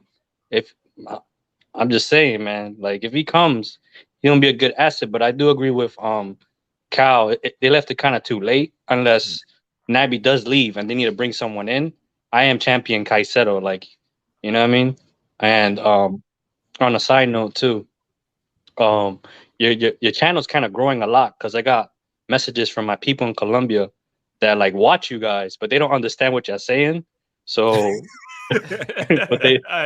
that's love right there. Nah, but they watch out, and like one of my cousins actually speak. He's going to school for like English and shit, so he translates to them and stuff like that. And one of my cousins have beef with Matt because yeah, like he's like my cousin's from the city of Barrancas, so that's where Lucho is from. Or that's the nickname we call. That's the nickname that we have in Colombia, Lucho. And he's like, "What's his deal?" and stuff like that. Like, you know what I mean? Like, my family's like really offended and stuff. They're like, "Yo, what's going on with Matt?" Like, it took Matt 3-4 years to criticize Naby, and it took 6 months to criticize Lucho. Like, what's his deal and shit? Like, you know what I mean? And they were like, "Yo, like, we got to send out the hit squad out there and stuff." I'm like, "Yo, chill, take it easy." And stuff. Hey, that's the last people I want coming from me, bro. No association. It was funny because he was like, yo, let them know when you go back on that. What happened in 1994 World Cup? We did it to one of our own type thing. I'm like, yo, chill. Like, you know what I mean? Yeah, because I don't know if you know, like 1994 World Cup, we like the own goal type thing, you know what I mean? So, but you know what I mean? So Matt owes me because I control the animals and shit like that. You know what I mean? But on a side note, so I'm like I've been to more looking into like the whole footballing thing, and I'm kind of envious of the whole setup of RB Leipzig, like the RB group, the sporting group, and they have multiple clubs, and like they like Salzburg is kind of like their feeder club, and Leipzig kind of takes their players, and I'm like, yo, like, why isn't like, because of like I know I spoke a little bit about last week on how certain of our players are going on loan, but they're not really learning anything, and they're going to clubs that honestly what they're going to develop there. Like, why doesn't FSG invest into another club, a team in Spain or a team in France where we can send our players there and they're going to get game time? You know what I mean? So I don't know what you guys think of that, of like FSG maybe investing into buying another team, for it could be kind of like our kid, like our, you know, development team or something like that. You know what I mean? Yeah. But that's about it, bro. Like, you know what I mean? That's all I had to say and stuff like that. I had to mention the Matt thing because my WhatsApp group was going crazy and stuff. So, you know what I mean? On behalf of Matt, appreciate you calming down the goons and that, right? I'm sure obviously Matt you know my team. No. Luis Diaz is my favorite player in that. You know my team. Yeah. But it was funny. Like, he's here because of me. So you know, because at first, like I thought he was serious. I'm like, yo, chill, like. It's just opinion, but he's like, nah, I'm just playing with y'all. But let them know I'm not fucking around and stuff. I'm like, all right, cool. I'm like, all right, cool. But actually, there's a player that I kind of want to mention it before he kind of gets big. But Jesus Diaz, Luis Diaz's brother. Is he gone to Porto now as well? Yeah, he's gone to Porto. Porto B, like their second team. Okay. He's a player. Like he's 18. Okay. He's a player and stuff like that. And I don't know if you guys know about Luis Diaz's history, but Barrancas, the city of Barrancas, is home to indigenous people and stuff like that. So like they love him out there because he made it big. Like, you know what I mean? Like he's like what we call here in America Native Americans type thing. Yeah. So you know what I mean? So he's a big name for us and stuff like that. So, you know, support him and shit like that. You know what I mean? We don't want to go crazy out there and stuff and start like, you know, I mean, a whole drug war out there in England and shit. You know what I mean? but yeah, man. Nothing but love, man. And now send me the link and stuff so I can send you these numbers and stuff like that. Don't you worry. You know what I mean? But nothing but love, man. And God bless, man. Big up, G. And man like Chris, legend. Yeah, fully Man legend. like Chris, legend. On his question, if I'm not, guys, help me out in the comments here. If I'm not mistaken, didn't Liverpool try and do something in terms of acquiring another team, or did we try and get a part? I think it was Redbird Capital we tried to do something with. Yeah, and I think you're right. Toulouse or something like that. So, and I know we're right. close with AC Milan as well. I remember with that takeover thing. I think you're right. I can't remember it all, but I think you are right. I think you are. It would be nice. I mean, as long as they did it on purpose, it would. Some people will say it's like wrong or whatever, but Salzburg players go to Leipzig all the time, right? Like it is what it is. So, and it's not illegal. It's almost like what Chelsea do, where they keep getting young players and loaning them out. They're not doing anything wrong. It's a little bit immoral, but it's not wrong. You know what I'm saying? Or it's not illegal, so to speak. Is it immoral? I mean, they're not robbing the players from Salzburg. They are buying the players, and then I know, but like reinvested back into the squad, and then they're creating. And it's not like they're in the Austrian league where they kind of are like dominating anyway. Yeah. What would be brilliant is if they could buy a team in Spain, because then we'd get all that like La Liga. In an ideal world, you'd have one in Spain, Holland, Portugal, and France, and Germany. Just take over the whole thing, yeah. Take over the whole thing, yeah. Yeah, in an ideal world, because then you can send players to different places and stuff. Yes, do you know what? Shout out to Jeremy. City do it with their football group. They've got a football group as well. Okay. So, yeah. I like the idea of it. It's just making Didn't sure a lot of the Man United class of 92 come from Preston? Isn't that like, maybe not on the same level, but didn't they like have a we link had with something, Preston? if I'm not mistaken, we had something with Crew Alexandra back in the day as well. Did we? Yeah. Fair dues. All right. Owen, welcome to the show, brother. You're our last caller, so thank you for waiting patiently. Yo, can you hear me? We hear you, bro. Yeah. How are you? Big up. I'm good. So obviously this Caicedo news has been coming out recently. It's come from Ecuador, which is sort of similar to Nunes came from Uruguay, Diaz came from Colombia. So there might be something in it. My question, this is my only question really, is just what do you both think of Caicedo? And do you think if we got only him, then that would be sort of the midfield covered for this season? Okay. Oh, so literally that is just Is that how you got for us, bro? Yeah, just that question. Okay, we'll try that out for you now, bro. Thanks No again for problem, waiting bro. patiently. Appreciate it, man. Yeah, no worries. Keep up the content. Thank you, Big bro. up, man. Big up, bro. Big up. Yeah, you know what I feel about him, bro, from before. It's such a coincidence. I don't know if I worked my magic without even realizing this time. I don't even know how true these links are, bro. I told everyone after I lost the Rigi and Mane, I realized my sacrifice is big. I'm not doing any more of this manifesting. My sacrifice is big, but I'm not doing any more of this manifesting. Man on some Da Vinci Code just yeah. But like it is, man. Like I've watched the kid, and the kid is so good. And I've said he's a regen. Like I think the only shame for Brighton is that they didn't get enough money for Basuma, because Basuma's a 50-60 million pound player. So it was just a shame from their point of view. They didn't get the money they should have got for the talent that Basuma is. But Caicedo just takes his place so easily, bruv. So easily, bruv. Like he's almost like seamless, bruv. And bruv, he's what we need. Energy, legs, athleticism, tackling, smart. he can shoot. I'm not going to say he's amazing at shooting, but he can shoot. Yeah. Like, bro, he's young. a lesser. I'm guessing he's a less refined version of Basuma. Yeah. He's about a year behind Basuma in development. So in a year's time, remember that's what I said to you. Somebody's going to be paying 60 mil for him next season. Yeah, like that. I do believe in a year's time, somebody will be wanting him for 60 million. Because when did he move to Brighton? Was it last year? Last year, yeah. No, but then he went on loan and then he came back. So like he went on loan and then he came back. And then I think he was at Brighton for the last 6 months of last season, if I'm not mistaken. Yeah, man, he's good, man. I'm not going to sit here and say he's some world beater or anything, but we can just see the potential in a player. Like, I can see it. I can see it right there. Like, he's got, like, I can see a little bit of Kante, a little bit of Basuma.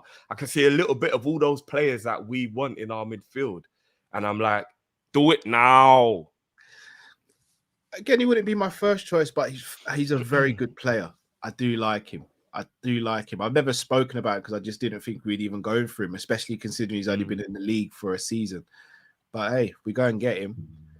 It feels like a little element of panic because, again, why wouldn't we have gone in sooner? But yeah, I don't know. Well, I mean, to be honest with you, it might just link in with the Naby stuff. That's what I'm saying. Like, maybe it is just, maybe the Naby stuff has got to the point where maybe we will see a shock move back to RB Leipzig or back to Borussia Dortmund or something like, back to Germany to go Dortmund, or I don't know, maybe. Because surely the club's got to be smart enough to not just keep losing players for free. Yeah. To answer Owen's second question, it doesn't fix our midfield. It helps, but it doesn't fix it, though. We need a couple of players to fix our midfield. I think it goes a long way too, though, bro. No, it does. It helps. He's box to box, and that's what we need, Cal. Like, we need a box-to-box player who's got that energy and will get into other teams and let them know they're in a game. But I'm going to throw it back at you. Klopp's trying to move to more of a possession-based football because we have to, because we dominate games now. Is he good enough to play possession-based football? Yes. Yeah. Okay. Because I don't deny we need energy in midfield and he can bring that. But Baggerman can bring energy. Are you going to bring energy and technique? That's 100%. 100%. Cool. 100%. Let's be honest. You can't play for Brighton unless you can keep the ball. Like we got to be honest, bro. You can't play for Brighton if you can't keep play the ball, that still. Bro. Yeah, Potter don't play them games, bro. Yeah, 100%, bro. Yeah, but I've actually witnessed it as well. He's very good at keeping the ball. You know what? He's almost, to make it easier for people who don't know, he would be what Genie was for us. Like, it would literally be like we got Genie back, bro. I don't know if you're going to endear him to the fan base with what people say about Genie. Yeah, but the real ones know, though. The real ones know. Not me hearing that. That's music to my ears, Drift. But I don't, Yeah, the real ones know, though, bro. Like, we need that, bro. I don't think he's as much of a goal threat as Genie, but you know what I mean. All right, gonna read out some super chats, guys. So bear with us. Mr. Dare I Say It Drift says, I would spend 130 mil for Neves. I would spend 130 mil, 60 mil for Neves and 30 for Barella. Yeah, I wouldn't be opposed to that. Remember, I said Neves. I can't believe how much Wolves want for him, but Neves, man, he plays very similar to the way Thiago plays, so it would mean we could still control the game. So yeah. John says City are just too strong in midfield. Agreed. That's the difference between the two teams. Michael Talks Football says, I'm worried, but now with Casemiro going to United, I have a feeling Real Madrid will try and sign Jude next summer because Cruz might leave as well. No comment, Michael Talks Football, but I've been saying this. I still expect Jude to go City, but I wouldn't be surprised if he ended up at Real Madrid as well. Remember, they do have Tchouaméni and Camavinga, which is probably why they're all right with Casemiro leaving. No, but that's what I'm saying. If Cruz leaves. Oh, yeah. And because obviously Modric might even go as well because he'll be like 38 by next season. So how long is he going to keep going for? So then that's what but can they have a midfield that young? Oh, my days, Bob. That would mean their midfield is 22, 20, and 20, and 19 or whatever.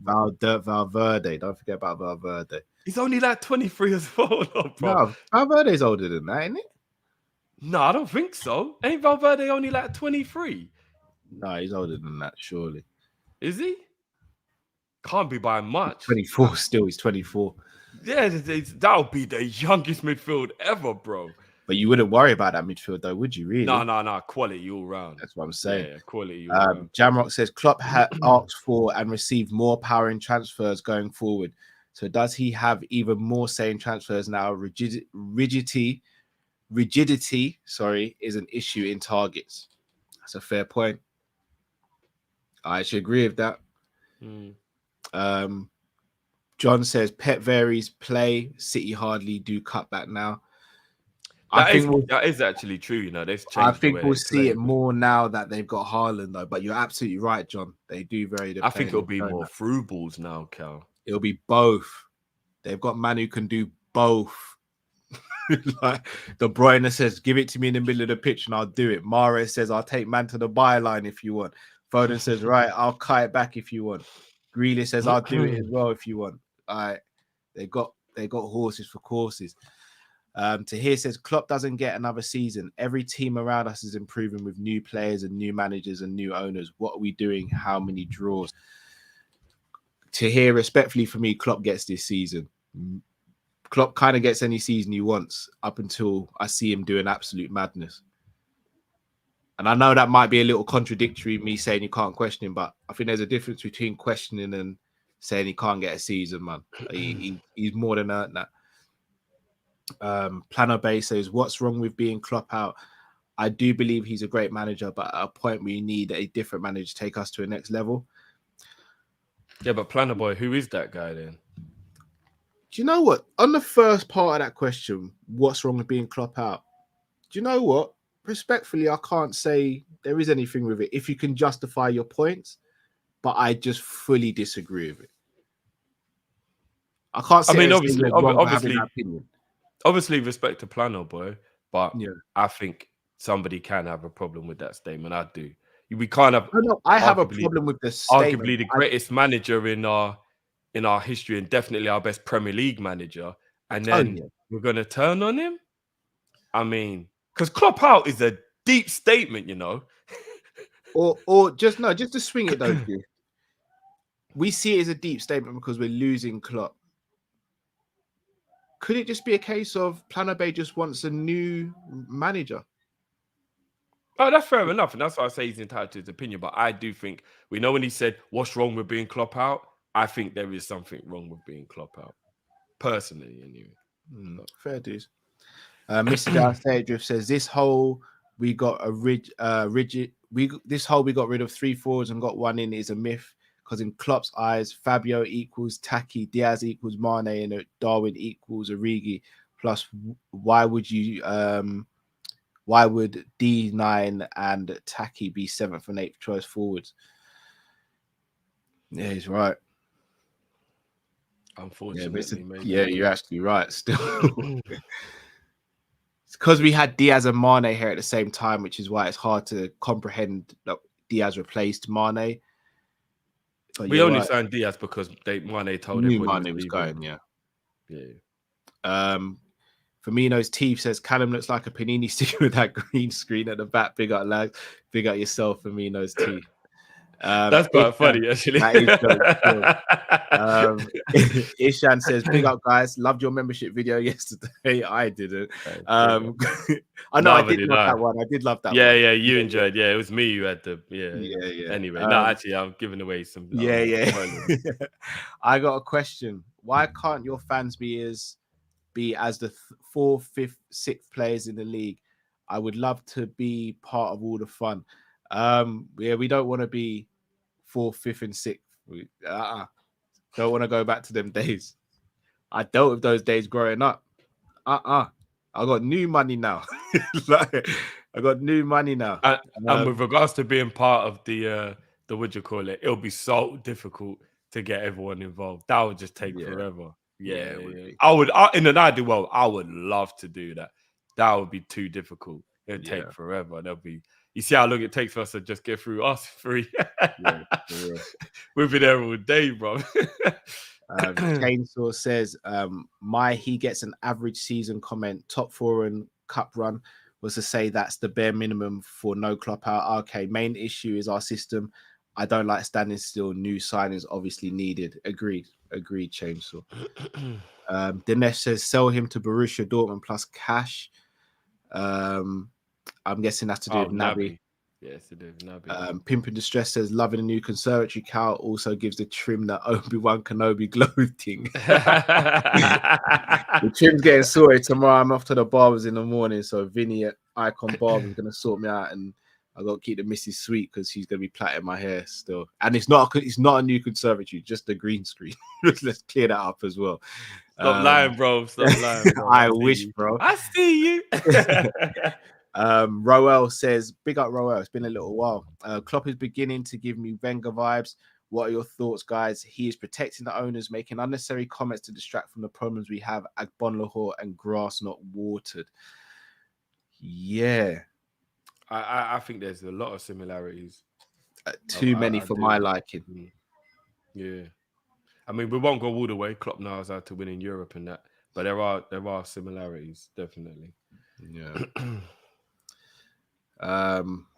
Yeah. And another man who gets hella disrespected in terms of like his goatness. Like, I don't think Wenger's as good as Arsenal fans say he is, but he's still a goat manager. A lot of people act like because the last 10 years weren't that great, like he's some dusted youth. Like, a lot of people will act like Wenger's to anybody's like, no, Wenger weren't no anybody. You know what I mean? The pioneer. TAA66 says, Kamara Usman versus Leon Edwards. Who do you think would win? I'm Jamaican in it, so I need Rocky to win. But it's a tough. I don't think Usman loses until he retires. Yeah, I was gonna say that. I don't see who beats him. Even the whole Hamzat Chimaev stuff, he ain't beating Usman in my opinion. Don't get me wrong. I think he is a G, but when I saw him get kind of rocked, yeah, and not look human. As good. He's been shown to be human. Now. Yeah. Do you know what I mean? And no one's ever knocked out my guy Masvidal, and Usman done it clean, bro. So you know what I mean? Yeah. And obviously you can't out wrestle Usman, which is thing he has over everybody. He like, you know what I mean? He overwhelms them. Hamza overwhelms everyone. You can't overwhelm Usman with wrestling. He lives for that shit. Yeah. There's a reason Colby didn't once try and take him down. And who's better at wrestling than Colby? Because he knew that he knew I can't take Usman down. There's no he took point him down once and Usman got straight back up. He did register once. Yeah. I remember that's once in 2 fights. So that's like an hour worth of fighting. He took it down once in an hour worth of fighting, bro. It says it all, bro. Do you know what I'm saying? No joke, man. There's no joke. I'm going to be doing a watch along for that as well. So it's going to be hard still. If Rocky loses, it's going to be a difficult one to deal with. Yeah. Shout out, man, like Sterling and that. He's going to be the only one repping and that. No, Aljo. Oh yeah. Oh, Aljamain. I thought you were Aljamain. Yeah. Aljamain. Yeah. Two Jamaican champions. If we get 2 Jamaican champions in UFC, I'm gonna be so shameless, bro. And shout out to all the people who thought Aljamain weren't going to be able to defend his title. Shout out to all the people who thought Aljamain weren't. I was one of them. I know you were, bro. That was a slight shade still. I was nervy, bro. I was nervy. I know Peter Yan ain't no joke, don't get me wrong, but I knew my boy could do it, bro. I knew he could do it. Math says, I agree with Drifty. Kane wanted to leave Spurs last year. Liverpool wasn't even linked. Man U, City, Chelsea, and Madrid were linked last year. Yeah, I agree. Well, again, Math took the words out. I was going to use Kane, but I didn't want to go to that. But it's true. We weren't about that life. We should have just went and got Harry, bro. That one, you see that one? No rebuttal. That's on FSG. Because I know Klopp would have taken Kane. And Kane would have come to Liverpool like that. He's spoken about Kane. So, again, that one I have on FSG. I do. Math says, if Neymar was up for sale, Liverpool won't be linked. Klopp wouldn't take Neymar.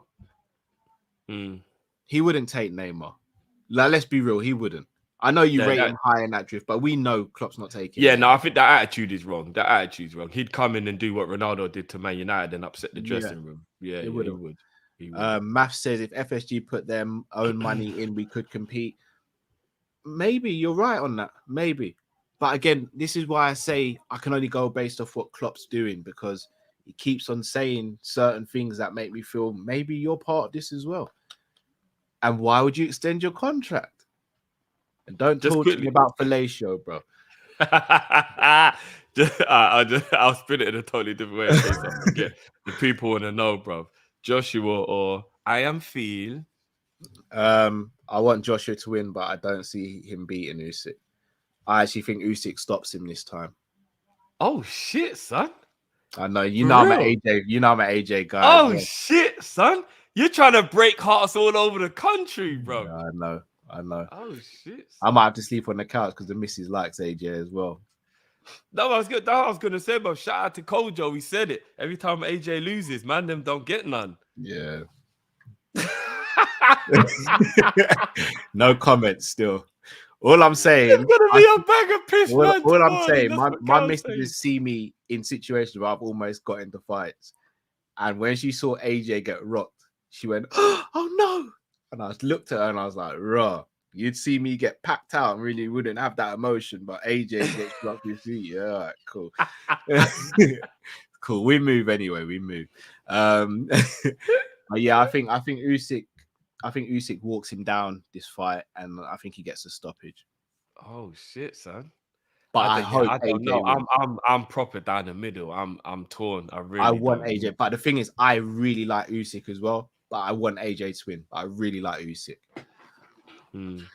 But neither of them beat Fury, so. Oh yeah, that goes without saying. AA Arm says we just bid 50 million euros for Caicedo. I believe that when I see it. Respectfully. Yeah. I believe that when I see it.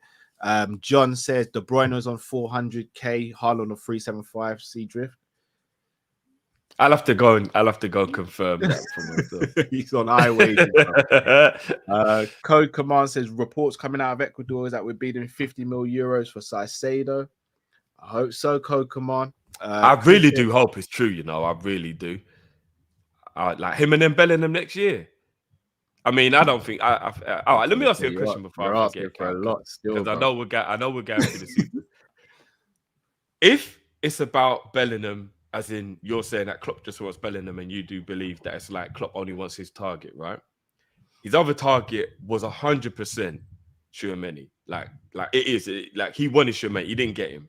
You know my thoughts on that, but cool. So if we let a Real Madrid or a Man City beat us to Bellingham, then who's it on?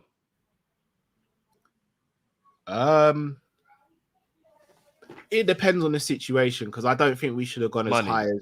No, hear me out. No, hear me out. I think you have to draw the line because we can't compete with Real Madrid. Real Madrid just kept on going high, and if the player turns his head and says, "Yeah, I did like Liverpool, but I didn't realize Real Madrid were in for me," then there's not much you can do, Drift.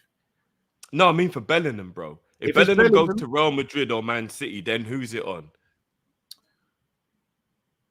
With Man City, I can't blame anyone really. With Real Madrid, I'd have to see it'd probably be FSG, but I'd have to see all of the stuff around it.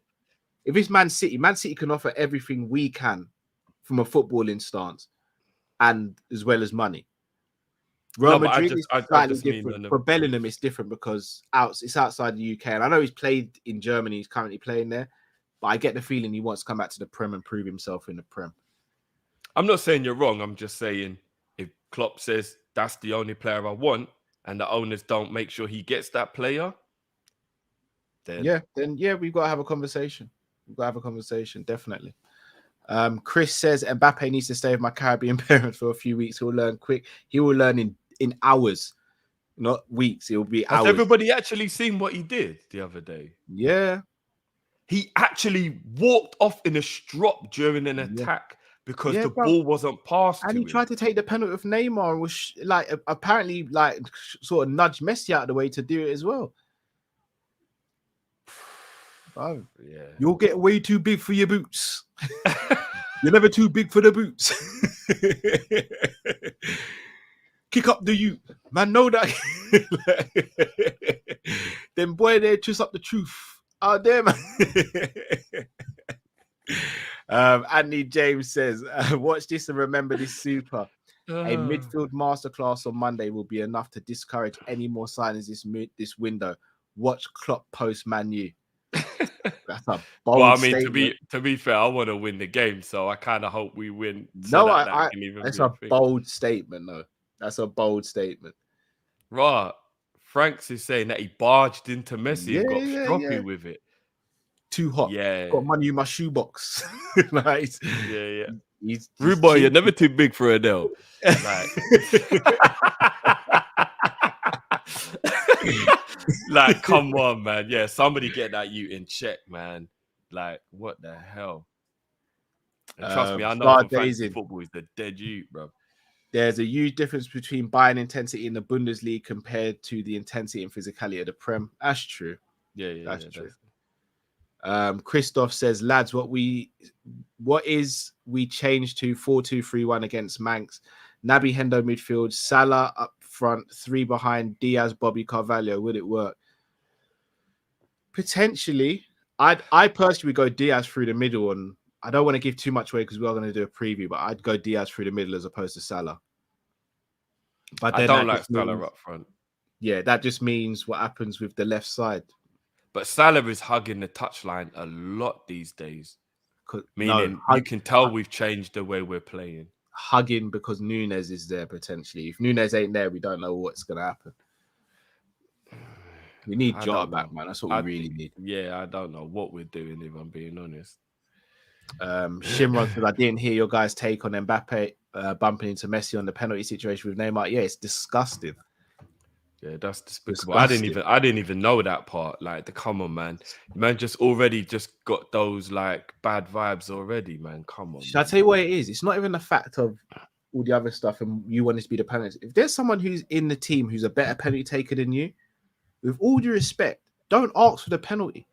If they offer it to you to take it, you should be grateful. But it's about winning the game. You can tell he's just about himself now. It's a shame, man. Should have moved to Real Madrid. AM says UFC world title staying in Niger, inshallah. What do you guys think about AJ Usyk though? Yes, drifts on the fence with that one. I think Usyk wins by stoppage. I'm getting hella splinters on the fence. I do think, as much as I want Edwards to win, I think Usman wins. I'm looking forward to that card, actually. The only way Edwards can get the W is if he can get the better in the clinch, which I can't see him being able to do. Yeah, Usman's nasty in the clinch, bro. Yeah, but Edwards with them elbows out the clinch he is. You know what I'm saying? Like, yeah, but again, like, who's better than Usman in the clinch? That's the problem. What Edwards is good at, Usman is better at. So it's like, I don't see how. Yeah. I don't know. I just don't see it. I don't know. Yeah, I don't know. Vitu says this Moise Salcedo links. Is it sense to bid big money on the guys? Only had 10 Premier League games to date. If you can see the potential, yeah. Sometimes you just got to pay for potential. For me, I think you can. I think a lot of times you can spot talent in players quite early. And I'm not even trying to say I'm some guru, but bro, after watching Pedro Neto play a couple times, you're like, yeah, he's got something about him. But conversely, on the other side, you can watch a player play and be like, that guy's not it as well. Like, I mean, they can turn it around. Yeah, of course. Like Lucas did at Liverpool, where he didn't look like he was it, and then he fully turned it around. So it can happen. Yeah. But yeah, it's look, we'll have to see, man. I don't think Liverpool are buying anybody, but it's even embarrassing just watching everybody else strengthen and we're not, you know. Again, I've got to ask, why didn't we go in for Salcedo sooner? What's changed? And it must be the Naby thing. It must be the Naby. It's the Naby thing. Liverpool probably thought he would sign a new deal, and now they're realizing he won't sign a new deal. They're realizing that within the next 12 months, we need a new midfielder to replace Naby regardless. If that's the case, then Drift, before we sign off, if that's the case, everything I've said about Klopp is kind of right then. No, because I think that would still be a situation where FSG are telling Klopp, like, you can only have a player if a player goes. But Klopp said, unless someone comes to tell me they're going, I've got everything I want. And if Naby but said that might be because leave, FSG are telling him, like, you can't have anyone unless you get rid of someone. But bro, we have no space. We don't have space in the squad. Yeah, well, we should just kick certain man out, but we won't go back into all that. But that's Klopp. Klopp said he didn't want to, bro.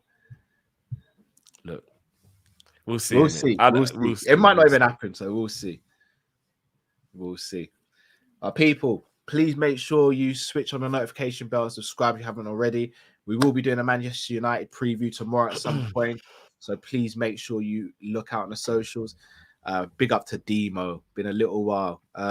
Drifty Pulis, LOL. Just for coming from COVID. Big up to yourself, Demo. I know you've been Demo, I asked you in the comments to not do me like that, bro. Big up Demo. But people, the players ain't listening. They're doing it, and I've got Bappe in my team. Look, Cal. Well, you're saying Eric 10 drift, yeah? John says Caicedo doesn't win Liverpool the league. I disagree. Maybe not, but it gives us a way better chance, though. I tell you why I disagree, because we've already got 80% of the tools. Yeah. So like he's just a little. Do you know what I'm saying? Like it's not, you know. Yeah. Yeah, I've got. I know why I'm. Yeah, it's the Mbappe effect. Fuck. People, enough love to you all, to all the callers, to everyone in the comments. You guys are amazing. We really appreciate you. And until we see you next time, stay safe, stay blessed. We are Kopish and we're out, people. Peace.